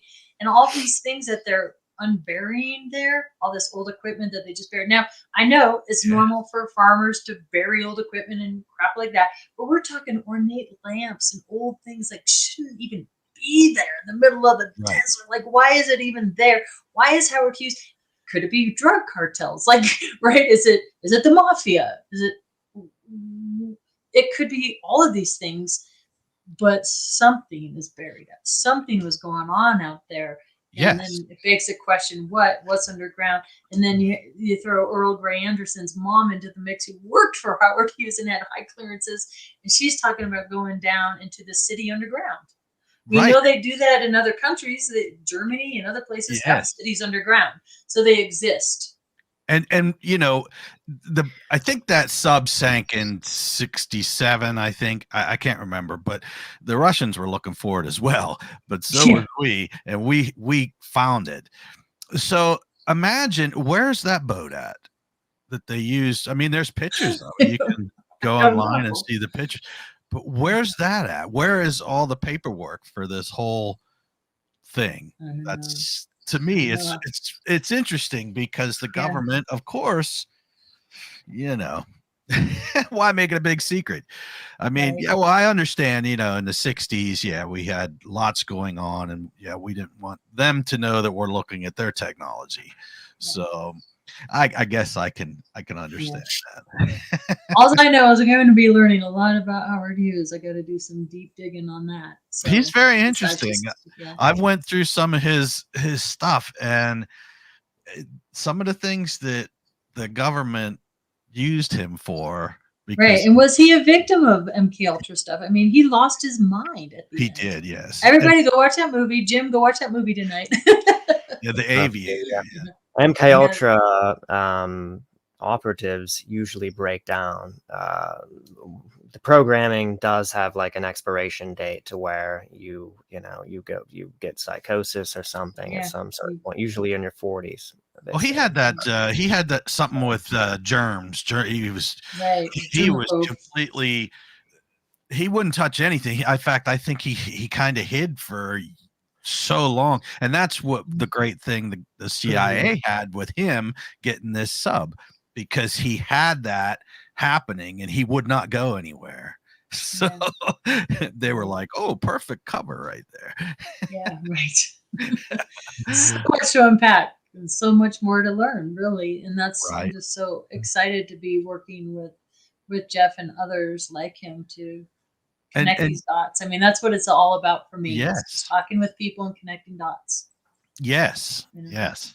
And Katie, I just want to thank you so much. I know you had Yeah, everything going on today, right. and to have 2 hours of your time is an incredible honor for us. Oh, thank you. You're so busy, and I know this, and there's so much that I want to talk to you about, and Jim as well. Dr. Leah Sprinkles, I would love to get in depth on that. I wanted to Right. get into yeah. And too. I don't know. I haven't seen this. I don't know if what people think, but I don't know how the next 2 episodes for Rocky Mountain Ranch are going to go for Beyond Skinwalker. I know what happened to my sister and I, but I don't know what makes the episode until you guys watch it. So when you guys see it, I see it for the first time, and I can't talk about anything until after it airs. So after it airs, I'll have to come back on. Yes, I tell was you just like, gonna say, which means we're going to have you on for another visit. So Yeah, that's cool. wonderful. I like that. I always enjoy talking to you guys. So I'd love to come back on after we know what makes that episode. And it's always a surprise for me too. Like, wow. Like even the first one, I'm like, I can't believe, but they only have this much time to get all that in. And the first part is briefing, the Skinwalker team. And then the end is debriefing the Skinwalker team. And they just got a little bit of time to get all the stuff that happens in there. So it's always interesting to see what makes it and what doesn't. But for me, every time I come home and I journal and I record, so I don't forget all the things that went on from my perspective, from my side of things. So it's pretty Right. cool. Yeah. All right, Jim, any other follow-up questions? No, I guess we'll leave it at that. It's way over 2 hours. So All right. All right, fantastic. Katie, again, thank you so much for your time. I know that you're very busy, and it's our honor, trust me. I'd like to thank everybody out there as well for watching, listening. I've seen some comments there.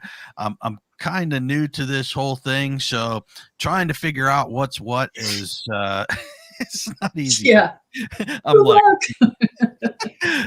all right. Well, thank you all so much. And Katie, I will definitely be getting with you to schedule it because I know you're busy. So I want to make sure to schedule you way in advance. All right. Sounds good.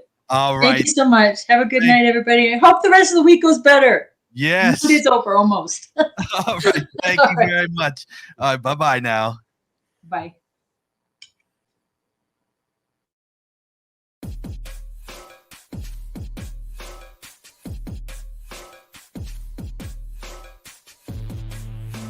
Thank you for tuning in with us tonight. We hope you enjoyed this episode. Please be sure to like, subscribe, and follow to receive notifications when new content is made available. A Paranomaly Beyond Disclosure is looking to talk with ufologists, researchers, investigators, contactees, abductees, channelers, and more for upcoming shows, or if you have stories, photos, videos, questions, suggestions, or comments, please contact us through Messenger or email us at paranormalypodcast@gmail.com. You can also visit us at paranormalypodcast.com for more content and information, including all our social links. I thank you again for watching or listening, and we hope to see you on the next episode of Paranomaly Beyond Disclosure.